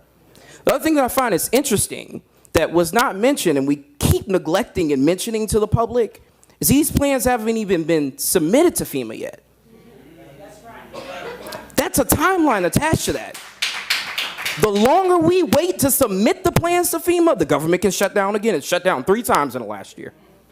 The longer we wait, the longer we sit on the pot, the longer we run the risk of a school not being built at all. So y'all, all of y'all are responsible. No, it's not all in all of your districts. It's in one district. And it serves the students of one district. But it's your responsibility as board members to engage, educate, and empower every student every day. That means even after you leave this board. Think about tomorrow. But y'all got to start today. You've sat for too long. Let's make a decision. Let's hold our architects accountable, because this is ridiculous. I've watched the architects come before you and present, and you've accepted it. You have to hold our architects accountable, and we need to get a plan to FEMA ASAP. Today. Thank you. Thank you so much. Sir, would you like to speak, sir? I know you stood up a moment ago. Yes, I might as well. Somebody went down before we close this mouth. If you give your name and address, please, sir. Herbert McCoy, 233 Dixie Avenue, Houma, Louisiana, 70363. I've had 6 kids to graduate through Ellender, honor students. I've had 6 to graduate from college, honor students. We lived at Ellender.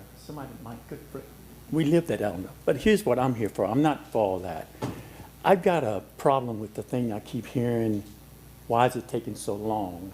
You say 2029. I understand that. The plan hasn't been submitted yet? I wasn't aware of that. It has been, it has been submitted. Wait. Here's some correct information. Cafeteria plan has been submitted. The cafeteria plan has been submitted. That's plan A. He says it's been Hasn't been submitted. approved, but it's been submitted and they're reviewing. It's been submitted, hasn't been approved. Dealing with corporations and billing, we say 2029, but a section of that school can be completed in 1 year, another section in another year, and completion could be around 2029. But you guys got to remember one thing now. The industry had changed. If this school is going to be built the way it should be built, Eleanor should turn out to be the most high technology high school in this area. The funds are going to have to change because material change. But what I'm saying is, principal office, classrooms, I would say a detention hall. But I'm just saying, sections. We've had corporations build sections at a time and go to work. Those students who are freshmen now, they could be in their senior classes at Ellender. All I'm saying is, try to work a plan to where some part of the school can be put back in place for some of those kids and the future kids. Those are the ones that we look at now. They can see that happening, and that will keep them on their level of progression. So that's what I stood up for. And I'm going to end before 3 minutes, and nobody's going to believe it. Thank you. Thank you so much, sir. Would anybody else from the public like to comment? Public going once, public going twice, public going 3 times, closed public. All right, Thank you, sir. Mr. DeHart. Thank you, sir. Thank you, sir. Okay. Oh, you He made the motion. It's me. Mr. Okay. Dior. No. He made the motion, I seconded it. Right. So, Mr. Cloutier, any comments? not at this time. Mr. Ford. Yes, ma'am. I'm apologize in advance because I'm going to be a little long-winded. All right. So, I want to start with this. Contrary to what is being said, everyone on this panel, everyone on this board wants these kids back in a classroom in a brick-and-mortar school where they belong. No question about that. We are to educate and empower every child, every day. A couple of people ask, why do we have unanswered questions? Why were we given the shoo-shoo? I'll tell you why. The reason this is so popular now, and most of you are sitting in this audience, is because it's a re-election year. That's exactly why. Let me finish.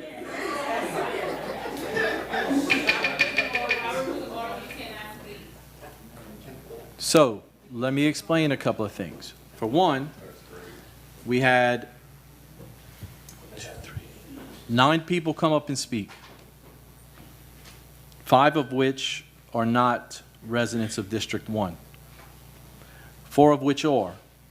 Mr. McCoy, I'm so pleased to see you. I hadn't seen you in a while. Thank you, sir. You're always a blessing to the school district. That being said, one person brought up the student population, Mr. Rainey, and I'm with you. Since 2020, the black population at Ellender has diminished. Right now, they have a 32% black population, a 32.5% Hispanic population, a 23.2% white population, about an 8 to 9% Native American, and about 2% Asian. So right now, Ellender does not look like it did 6 years ago. It doesn't look like it did 12 years ago. It doesn't look like it did 20 years ago when I coached basketball at Oaklawn and fell in love with that community. That is the facts. That is very unfortunate. But the longer we kick this can down the road, the smaller that population is going to be. And I don't want that. I can't, in good conscience, vote on something that's going to be 3 years later. I did bring up at the committee meeting that if we were to go with this plan, the cafetorium plan, years from now we can add an auditorium to match what is at the other high schools. We don't have to worry about, you can smack your lips all you want. We wouldn't have to worry about FEMA. We could put funding aside from our building fund and we could get it done right away. In fact, we could build that auditorium before the school was even completed if we chose to do that as a board. That's thinking outside the box. You're not going to hear that right now because certain people need to get reelected. I could care less about being reelected. I am an educator. I am all about educating students every day, every single day, and empowering students every day, every single day, in my community and other communities around here. I haven't taught in my community in 8 years because I've been on this board. So what have I done? I've taught in other communities. Thibodaux, Assumption, St. Mary, Jefferson. And that entire time, I'm looking back at what we have here, and I'm pleased because we are moving forward with this district. Contrary to popular belief, we are doing great here in Terrebonne Parish. I have the receipts. So, a couple more things I want to share with you guys.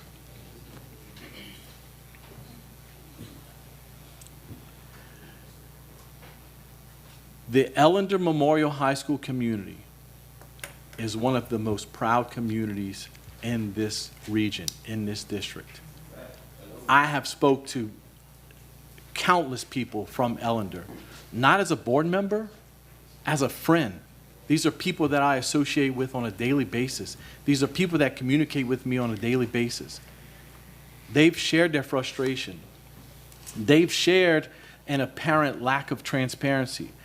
I get it. If you weren't tuning in first and third Tuesday of the month to our board meetings, you don't know what's going on because we haven't had those public meetings. We haven't had the meetings that you were promised. I've asked for them too. I wanted to be there. I think you deserve it. But right now, we can't sit back and say, well, you know, they just didn't do that in time. We need to make a vote on what we have so we can move forward so these kids can get in their high school and they can learn what it means to be an Ellender patriot. Okay? And I promise, if I'm still on this board, the very next call of action we're going to do is to add from our own building fund an auditorium. We can do that. But right now we need to get this building started.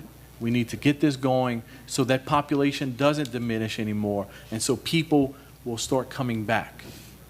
Just like the Field of Dreams, if you build it, they will come.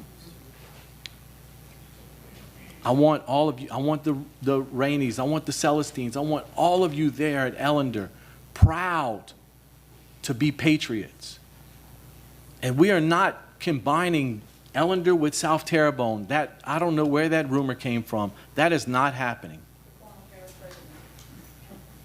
We need to move forward with this vote so we can get this ball rolling and we can get something going for this community. Thank you. Any comments, Ms. Lucia? Any other board members? Mr. DeHart. Well, I know some of you may disagree with some of my comments because I disagree with some of the comments that I've heard. But I got to be very honest and sincere and cooperative. All 9 of us up here represent Terrebonne Parish, not just the district we're elected in. And I'm going to tell you right now, District 7 has a lot of students that come from District 7. So I'm not here saying I have the most or I have the less or the same as Mr. Lagarde or anybody else that serves on this board. But whenever we vote on something, It's all of us up here for the benefit of our students. What I'd like to clarify very clearly, right now, whenever Ida hit, we hired 7 architects that had a good, tremendous record about performance and design and getting things done. Mr. Adam right there, he said it very clear, so I'm not going to have to speak a long time because I was going to repeat. I was going to say some of the same things that I learned really and truly as a board member. All of the years we've had hurricanes and we had damaged schools, Adam has been an asset that helps speed up the process, and Mr. Ali Dugas also. And it's just that I'm giving them some credit and not say Roger Dehart did it or any one of us did it. We worked together as a unit. But I'm going to tell you right now, if we do not move forward tonight, it's not about just a time frame, but guess what? FEMA is very difficult to work with. No matter where you worked at before or whether you worked at now, we have a green light. I'm saying at least we see the green light to say move forward with a plan that can hopefully have a school built in 2 years to where we're going to have that to where students is not in those modular buildings. If we delayed anything, all of those modular buildings that we're renting, guess what? It's going to cost us more money to continue renting them. And it's not worth it because whenever we decided to rent them, we could have purchased them. But guess what? It was cheaper to rent them. So what I'm saying to you, there's many factors that y'all may not know, but all of our meetings is televised. And there's no excuse to say nobody couldn't have came to these meetings and listened. Regardless of where you got children, you got responsibility. I'm not saying you can make every meeting like we do. I miss a few meetings myself. But all the years I've served, I'm telling you right now, if we was to change anything tonight, no matter who the architect, or we get a different architect, guess what? It takes at least 4 to 6 months to get a design. And that's 4 to 6 months. Later down the road, you got to get FEMA to start all over. And I'm not trying to make excuses. I'm trying to tell you that I did a lot of homework and research to say that all of us up here have been working very diligently to try and get schools back in operation and get them going. And I do agree with a lot of people, some of the comments and concerns y'all have. But guess what? I represent Terrebonne Parish. I get calls from all over this parish on any concerns. And the gentleman up there on the left-hand side, those superintendents, I worked with, and I'm telling you, I learned from Mr. James Charles and many of the other superintendents up there of what we need, not what we want, but at the same time, all of these facility plans, we worked very diligently, and I'm telling you what, the amount of damage you have, if we had only one school that was damaged, we can make excuses for anything else. But guess what? We had multiple schools, and look, we try and treat every community, every student's facility that needs to be worked on, fixed, whatever. And right now, if we continue to delay anything, the cost continues to rise. And I'm not going to take instructional money out of the classroom to go ahead and build a building, but we have many plans and designs in place to where we can get that building started. And it's very close to seeing reality, in my opinion. And if we work together, instead of fighting each other and saying, oh, I don't agree with this and I don't agree with that, but let's all come together and say, hey, what I heard the most tonight, our students need that school rebuilt. That's what I'm focusing on. And it's not about trying to be negative with some of the comments that's being said or who said it. It don't make any difference. A student is a student. And I tell you what, I've served on this board many, many years, and we've been very productive on fixing things from hurricanes. And I'm telling you right now that we have not changed our path. And the architects that have, y'all can say what y'all want about the architect for Eleanor High School. The gentleman has a very good reputation on doing good work. And I am very happy that we had enough architects to where, what happens if we'd have had 2 or 3 architects to do all of the damage we've had? We wouldn't even be halfway where we are right now. So I'm just saying, please be patient. give us a little leeway and keep knocking on our door. Hey, I don't hide from nobody. And all I can say to you is that I'm here to serve our children, not to be taking credit for what I'm doing or what I'm not doing. If I lack on anything, I'm turned out after this. I'm not here trying to say that because I'm done after December. But nobody up in here, in this whole thing right here, served 36 years on this school board. The people in my district know that I'm going to be here for children. And all I'm saying is, if y'all know me, I'm not here trying to brag or do anything. I try and do what I can, no matter what. I find the funding or do whatever I have to. I live in Baton Rouge often, doing things in the legislature. Guess what? We're not legislators. We have to follow all kind of rules. We have limited funding. Right now, if y'all looked on, and this is the last comment I'm gonna make. If you, do what? What? I don't have a time limit. No, I'm not. Right now, if y'all notice the election on TV, every district in the state of Louisiana that want to raise taxes and stuff, it got voted down. Guess what? We need to live within our means. If my house or your house got damaged, you got to live within your means to fix it. So that's all I'm saying. Thank you. Thank you, Mr. What was that?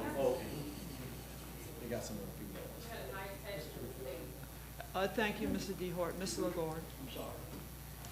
Guys, I want to appreciate y'all coming out. The very first thing, the only thing I asked for a plane that we have to pick 2 planes. And when we had the first meeting and we talked about Eleanor, that's the only thing I asked for. I said, give us 2 planes where we can have a choice. And we got a choice now, but the vote is tonight. And I don't want to take long, but I want to correct some things. I didn't go out there publicly and invite nobody to come speak on my behalf for Eleanor or to come here. And I know some people did, but I wanted the people to come out and express, we do need a school. 29 and 32 is too big, too long. But my auditorium gonna take 3-4 years more to build. Then why? You know, but the thing is, guys, we do need the school for the students. But, you know, I'm going to question why, and I'm going to question this. And I done talked to FEMA, because before anything we had Adams, we hired Mary Landry for FEMA, and I called her. There's a lot going on, and we got plans, and certain stuff is true and certain stuff is not true, but we do need a school for the kids. But before we need a school, we need pride, and it's the principal. Our school on the east side need what the schools on the west side need. And it's not about getting elected again, because look, I'm going to just be arrogant. I'm going to be Mike LaGard, school board member without a school board, or Mike LaGard in the community working. That ain't going to make no difference to me, but I know we need Eleanor, and we need it back the original way, and we need it quick. Now, we could come up with a plan and start building the school. It could always, like you say, in that time frame, add an auditorium, but we got to do it from the beginning, because if we don't do it from the beginning, we ain't gonna have the money to do it. Grand Collier was supposed to have a gym, and they still don't have a gym. So, guys, I appreciate y'all coming out. I've been listening to y'all. I talked to students. How many people have talked to the students? I talked to students yesterday. Now, some students didn't have a clue because they went to school. They didn't have a auditorium because they went 4 years, and then some students was like, I would have loved to have one. It was split. But we need the same thing. It's the principle. That's the principle for me. Now, I'm not right, but I'm going to go with what you all want, because y'all elected me to represent you. So it's not about what I want personally, because look, I talked to a young man, Chad Lynch. He built all the schools in Louisiana in Ascension Parish with the cafeteria. I did my homework on both of them. I just didn't say I'm going to pick this side and I'm going to pick that side. And also, if you don't know, Eleanor have some of the largest classrooms now. The classrooms are larger than Terrebonne. They are larger than HL. Now, not the new side of HL when they built it, but their classrooms are large enough. And it's not about 24. And being a counselor, I was a counselor at a school with 1,600 students, and it never been a size. The number is 33. The state say you have 33 in the classroom. I never saw, if you could have 24, good, but the classroom are for 33. But like I say, guys, we do need a school, and we need one fast. And everybody in the state that lost students, everybody that lost, every school district that lost students. So I thank this board, you know, with the architect. It's hard to go back, but from the very beginning, every architect, every contractor we interviewed, that was my first question. Hey, give us 2 planes to pick from, give us a choice.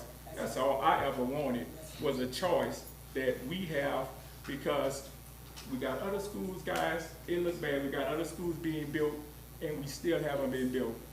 We got other schools coming up, and we don't have a school. We need a school, and I think we need one before 29, but we have to go with what we have to go with. But guys, I would thank you for your input, whether I'm here 4 years or not here 4 years. I think the person who's sitting in this seat gonna still want the same thing for District 1. You're gonna still have the same fight and the same compassion. So it's not about an election for me. It may be an election for some other people who need this. Maybe they may need the money, but I don't know. But thank you, guys. Thank you, Mr. Lagarde. Any other Dr. board Trahan. members? Yeah, I'm not going to be redundant. I appreciate, I guess, the community coming out for such a very important issue. I was kind of wavering on it, but I mean, looking at now 2029 to 2032, and looking at some of the other figures that we talk about. And listen, I can appreciate Mr. Lagarde, because a few years ago I was in the same situation when this board voted to close 2 schools down Gibson. I was in the same situation.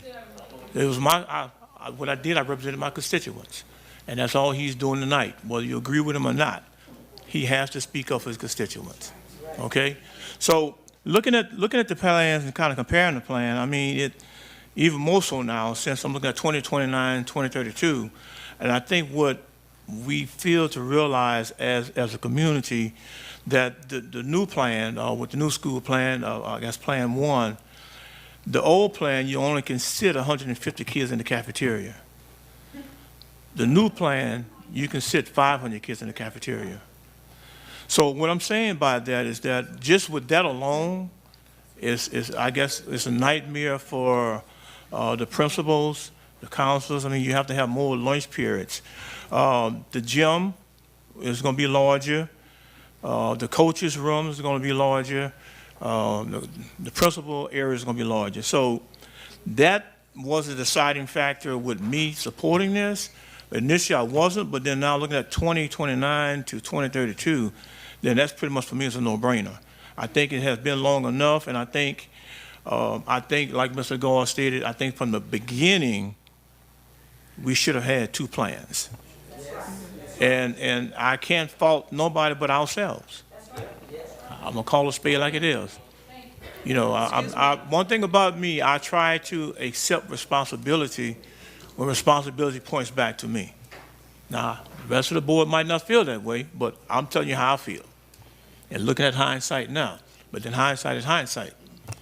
And I just don't know where we went wrong with that. And I think if we would have had 2 plans or a couple plans, a lot of discussion that we're having now would not be to the point where we're at. So I'm going to support, we go with Plan 1, simply because it's going to take too long, 2032, to try to, get these kids back in school. And I think whether you for the cafeteria plan or the auditorium, I think to 100%, the audience want a school. They'll be satisfied with that without having an auditorium. So that's why I'm going to support this here. But I appreciate Mr. Lagarde. I mean, like I said, I know the feeling. I was in this position a couple of years ago, so I know the feeling. So thank you. Thank you, Mr. Harding. Ms. Benoit. Before she begins, let me remind the audience, you can't make these outbursts. You need to keep it quiet, or we're going to be asking you to leave. Thank you. Thank you, Dr. Trahan.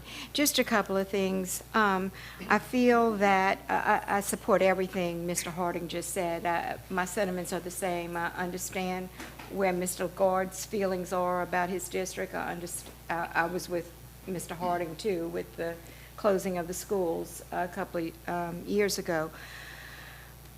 looking at these two plans, I keep thinking we're discussing between a cafetorium and an auditorium.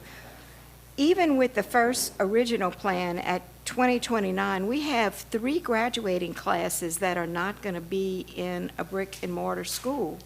If we go with the second plan, we're going to have 6 graduating classes that are not going to be in a brick and mortar school. And I will say that engage, educate, empower, we don't need brick and mortar to do that. Our teachers do that. And they do that every day.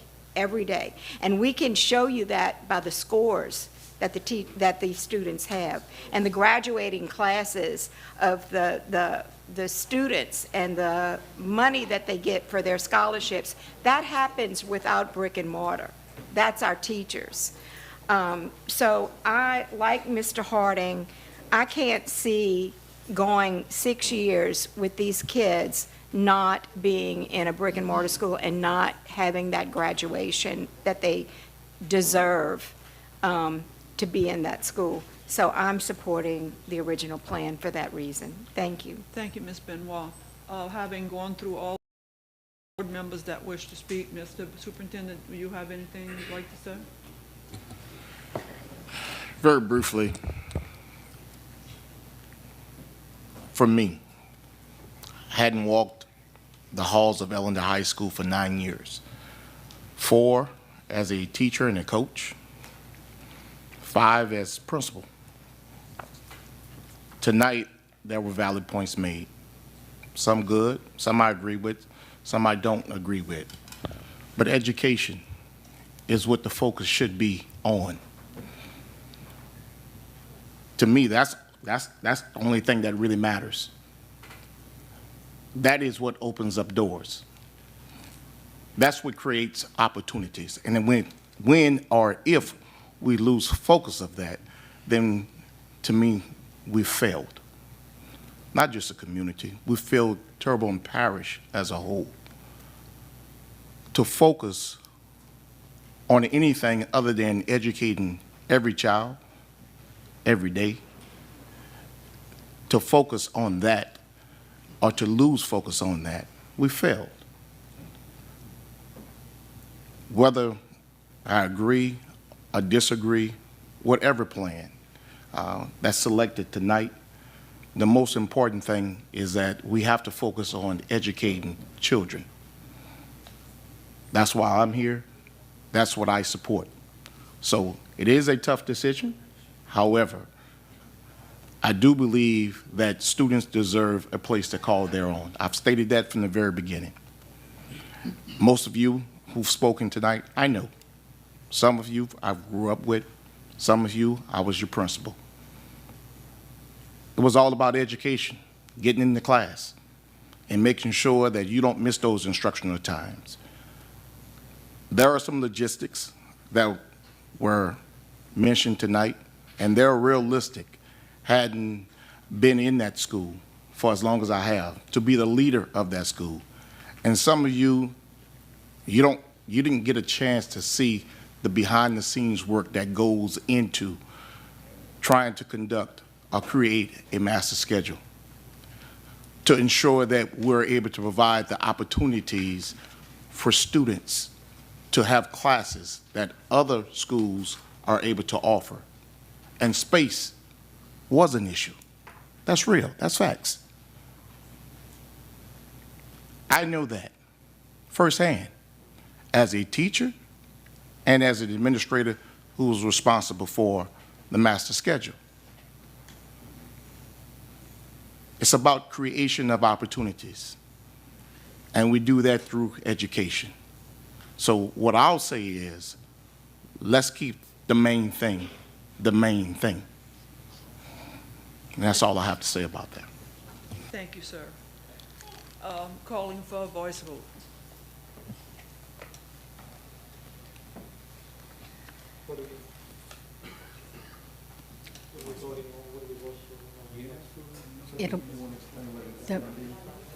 So we're voting on the recommendation to go with Plan 1, the cafetorium? One for the cafetorium.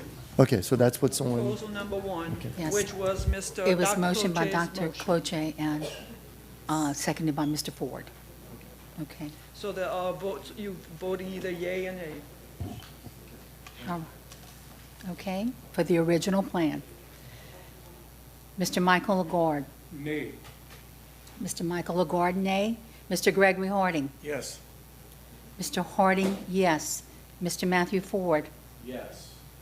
Mr. Ford, yes. Mrs. Debbie Benoit. Yes. Mrs. Benoit, yes. Mr. Don Crowdis. Yes. Mr. Crowdis, yes.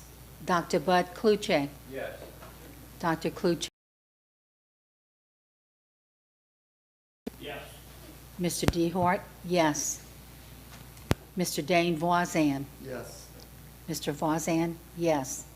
Dr. Maybelle Trahan. Yes. The votes are 8 yeas, 1 nay. All members in attendance, no absence. Thank you, ma'am. The motion is carried. I want to thank everyone who came out tonight. We appreciate your love of Ellender, as we all do. I just want to tell you, please reach out, call us. Our phone numbers are on the website. We're all open to talk to you at any time you need to. Mr. President, being that be no further business before Buildings, Food, Service, and Transportation, the meeting was adjourned at 6:33 p.m. Thank you, Dr. Trahan. We'll move into the superintendent's agenda. Can we pause for a moment so that Yes, those that we wish can. to leave may do so? Whenever he's ready. Yes.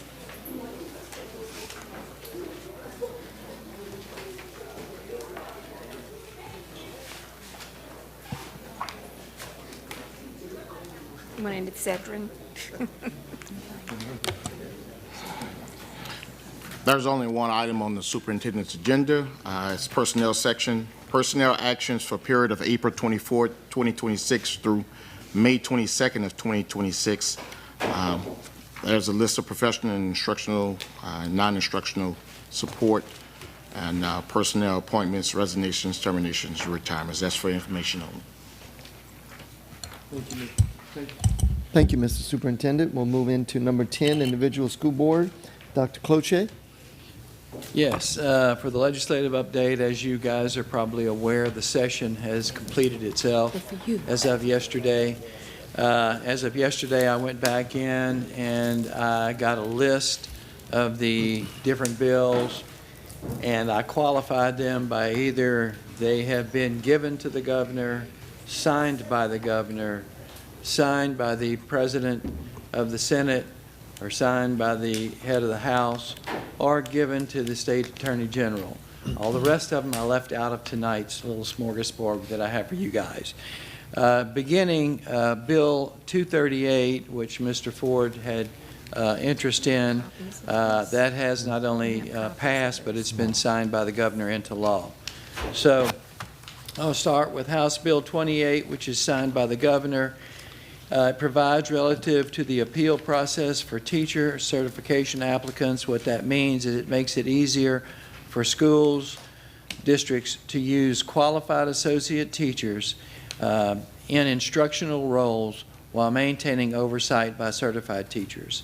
House Bill 50, signed by the governor, recreates the Department of Education, and as we spoke last time about that, just every so often they have to say it exists again, like we have to do with the Courier. House Bill 195, sent to the governor, prohibits, with exceptions, a public post-secondary education institution from prohibiting a student from possessing self-defense chemical sprays on campus. House Bill 196, sent to the governor, provides relative to personal leave days for teachers. It's the flexible use of personal leave days for personal matters and not just illness for teachers.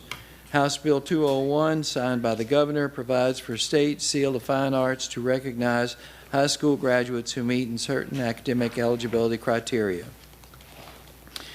House Bill 256, sent to the governor, provides that school employees are subject to existing requirements pertaining to mandatory reporters, including certain trainings provided by the Department of Children and Family Services.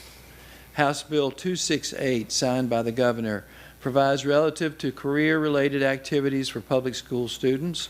House Bill 283, sent to the governor, provides relative to incidents of assault and battery on students and on school employees. House Bill 285, signed by the governor, authorizes a school board to engage in a cooperative endeavor with a credit union or a bank to operate a branch at a high school. House Bill 319, which was sent to the governor, provides relative to the Louisiana Commission on Civic Education, which recognizes the group that oversees civic education programs in Louisiana. House Bill 363, sent to the governor, authorizes students enrolled in virtual schools to participate in public school activities. House Bill 392, sent to the governor, provides relative to ID requirements for posting suicide hotline information on school websites and student IDs.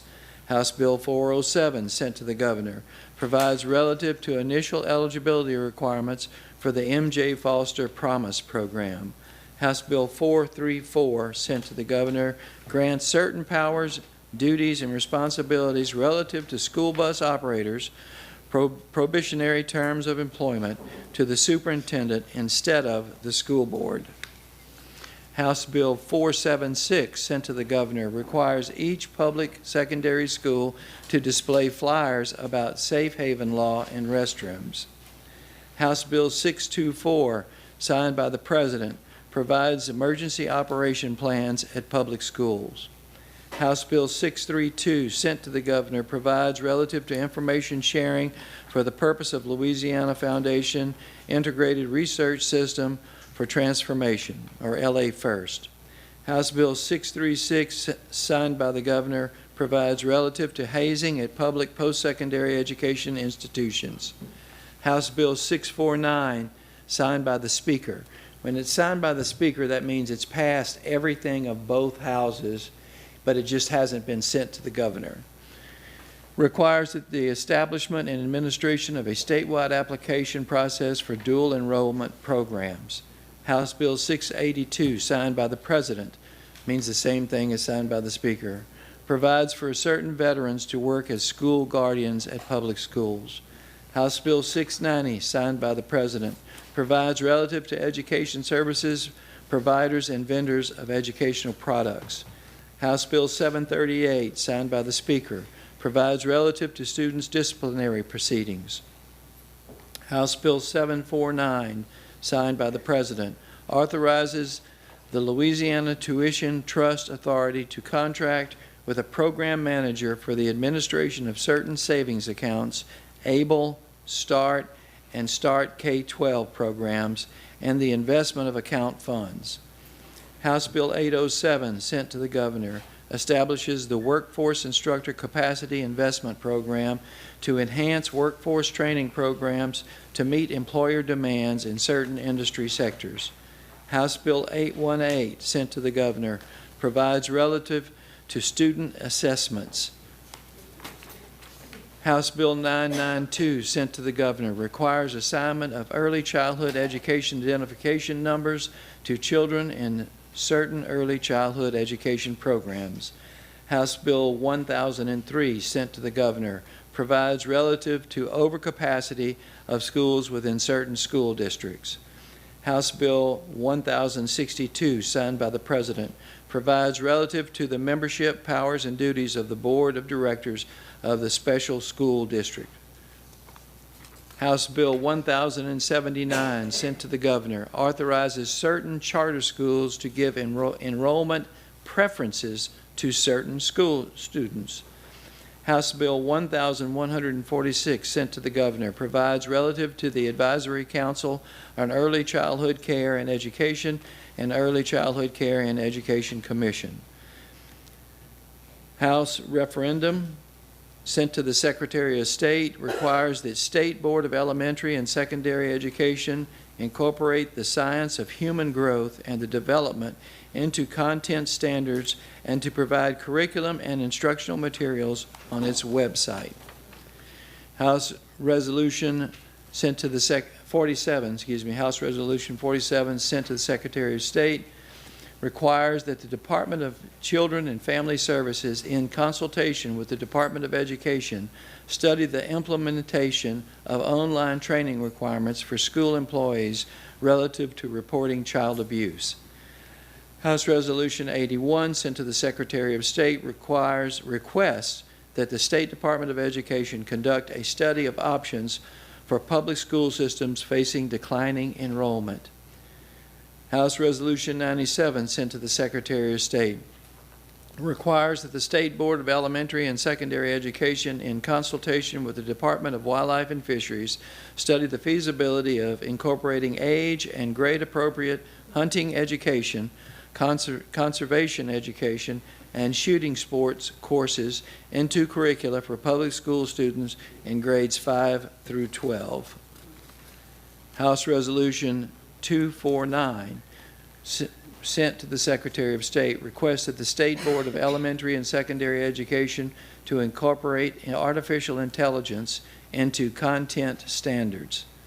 Senate Bill 28 sent to the Governor provides relative to associate teachers, gives more flexibility, and helps with teacher shortages. Senate Bill 64, signed by the Governor, provides relative to video and audio recordings from cameras installed in self-contained classrooms.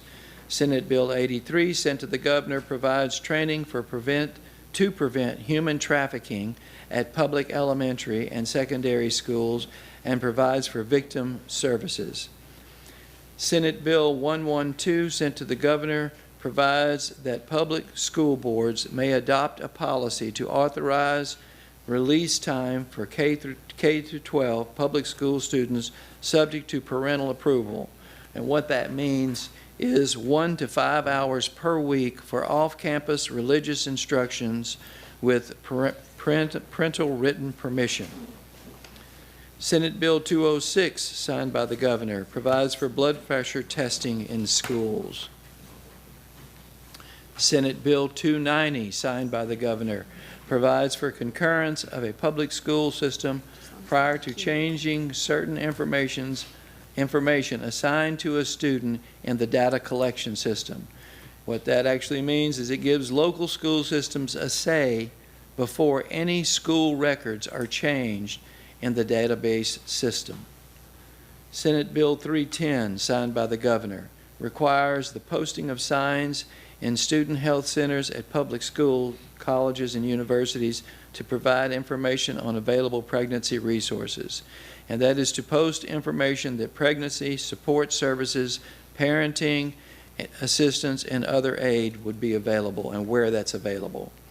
Senate Bill 346, sent to the Governor, prohibits the use of deepfake materials against students enrolled in K through 12. Senate Bill 347, sent to the Governor, provides for the crime of unlawful deepfake to be added to the definition of power-based violence under the Campus Accountability and Safety Act. Senate Bill 351, signed by the Governor, provides relative to children and family assistance programs. Senate Bill 450, sent to the Governor, requires mandatory reporting of school threats and provides for physical security school assessments for K through 12. Senate Bill 482 became law without the Governor's signature, Act 413, provides for career coaches to assist public, middle, and high school students and their parents in developing an individualized graduation plan for each student. Senate Bill 488, sent to the Governor, creates school safety drone response pilot programs to supplement school crisis management and response plans. Senate Bill 504, sent to the Governor, provides relative to individual graduation plans, gives more flexibility and clarity in planning academic and career path. Senate Bill 522, signed by the Governor, provides for approval for charter schools that specialize in vocational and technical education to meet workforce demands for high demand and high wage jobs. Senate Recommendation 33, signed by the Speaker, creates the Work-Based Learning Coordination Task Force. And Senate Recommendation, signed by the Speaker, creates a K-12 Student Success Pathway Task Force to study and make recommendations on a statewide plan for advising students on career and academic pathways in K-12 public schools. And that is all I have so far. Very good, thank you. Ms. Benoit? Dr. Kluche, I want to thank you for all that research. That's, very helpful. But I wonder if it would be possible for us to get a list of all of those things. If you go on the Senate website. No, your list. Oh, you want a copy? You're welcome to have a copy of my list. Wait, no. Yes. So a list prior to your reading, so we can follow along with you. Well, I mean, actually, I didn't get this list, I didn't print it on purpose till the day before the meeting. And once I print it the day before the meeting to have the most current information, then I have to go through and read every single item on that list and highlight which ones that I'm going to share with you and which ones are for colleges or universities that don't apply. You could just email it to us. Take a picture, email it to us, and at least we'd have it to follow along if you could do that. I'll try to improve my work. Thank you. Look, you don't have to send it to me, I'll just look off of hers. Okay? Mr. Ford? When Bud started his announcement for tonight, he mentioned House Bill 238. That was actually something that I worked with Jerome Zerang to bring the legislation to give board members the opportunity to return to their school district without having to wait the prescribed 2 years. There was exceptionalities made prior for municipalities with 35,000 or less, and what they did was, in this bill, it took the language off of that exception. So that being said, if you are a board member in any district and you decide you want to leave that board to go back and teach in that district, you don't have to wait the 2 full years, which may or may not have been my plan until we elected a new superintendent, and I gave my word that I wasn't going to do that just yet. So you may be stuck with me for another 4 years, but otherwise I will be returning to Terrebonne Parish at some point because this is where I want to be. Thank you. Any other board members? Before we adjourn, happy birthday to Miss Melissa. She wasn't waiting for that one. There being no further business to come from the board, this meeting is adjourned.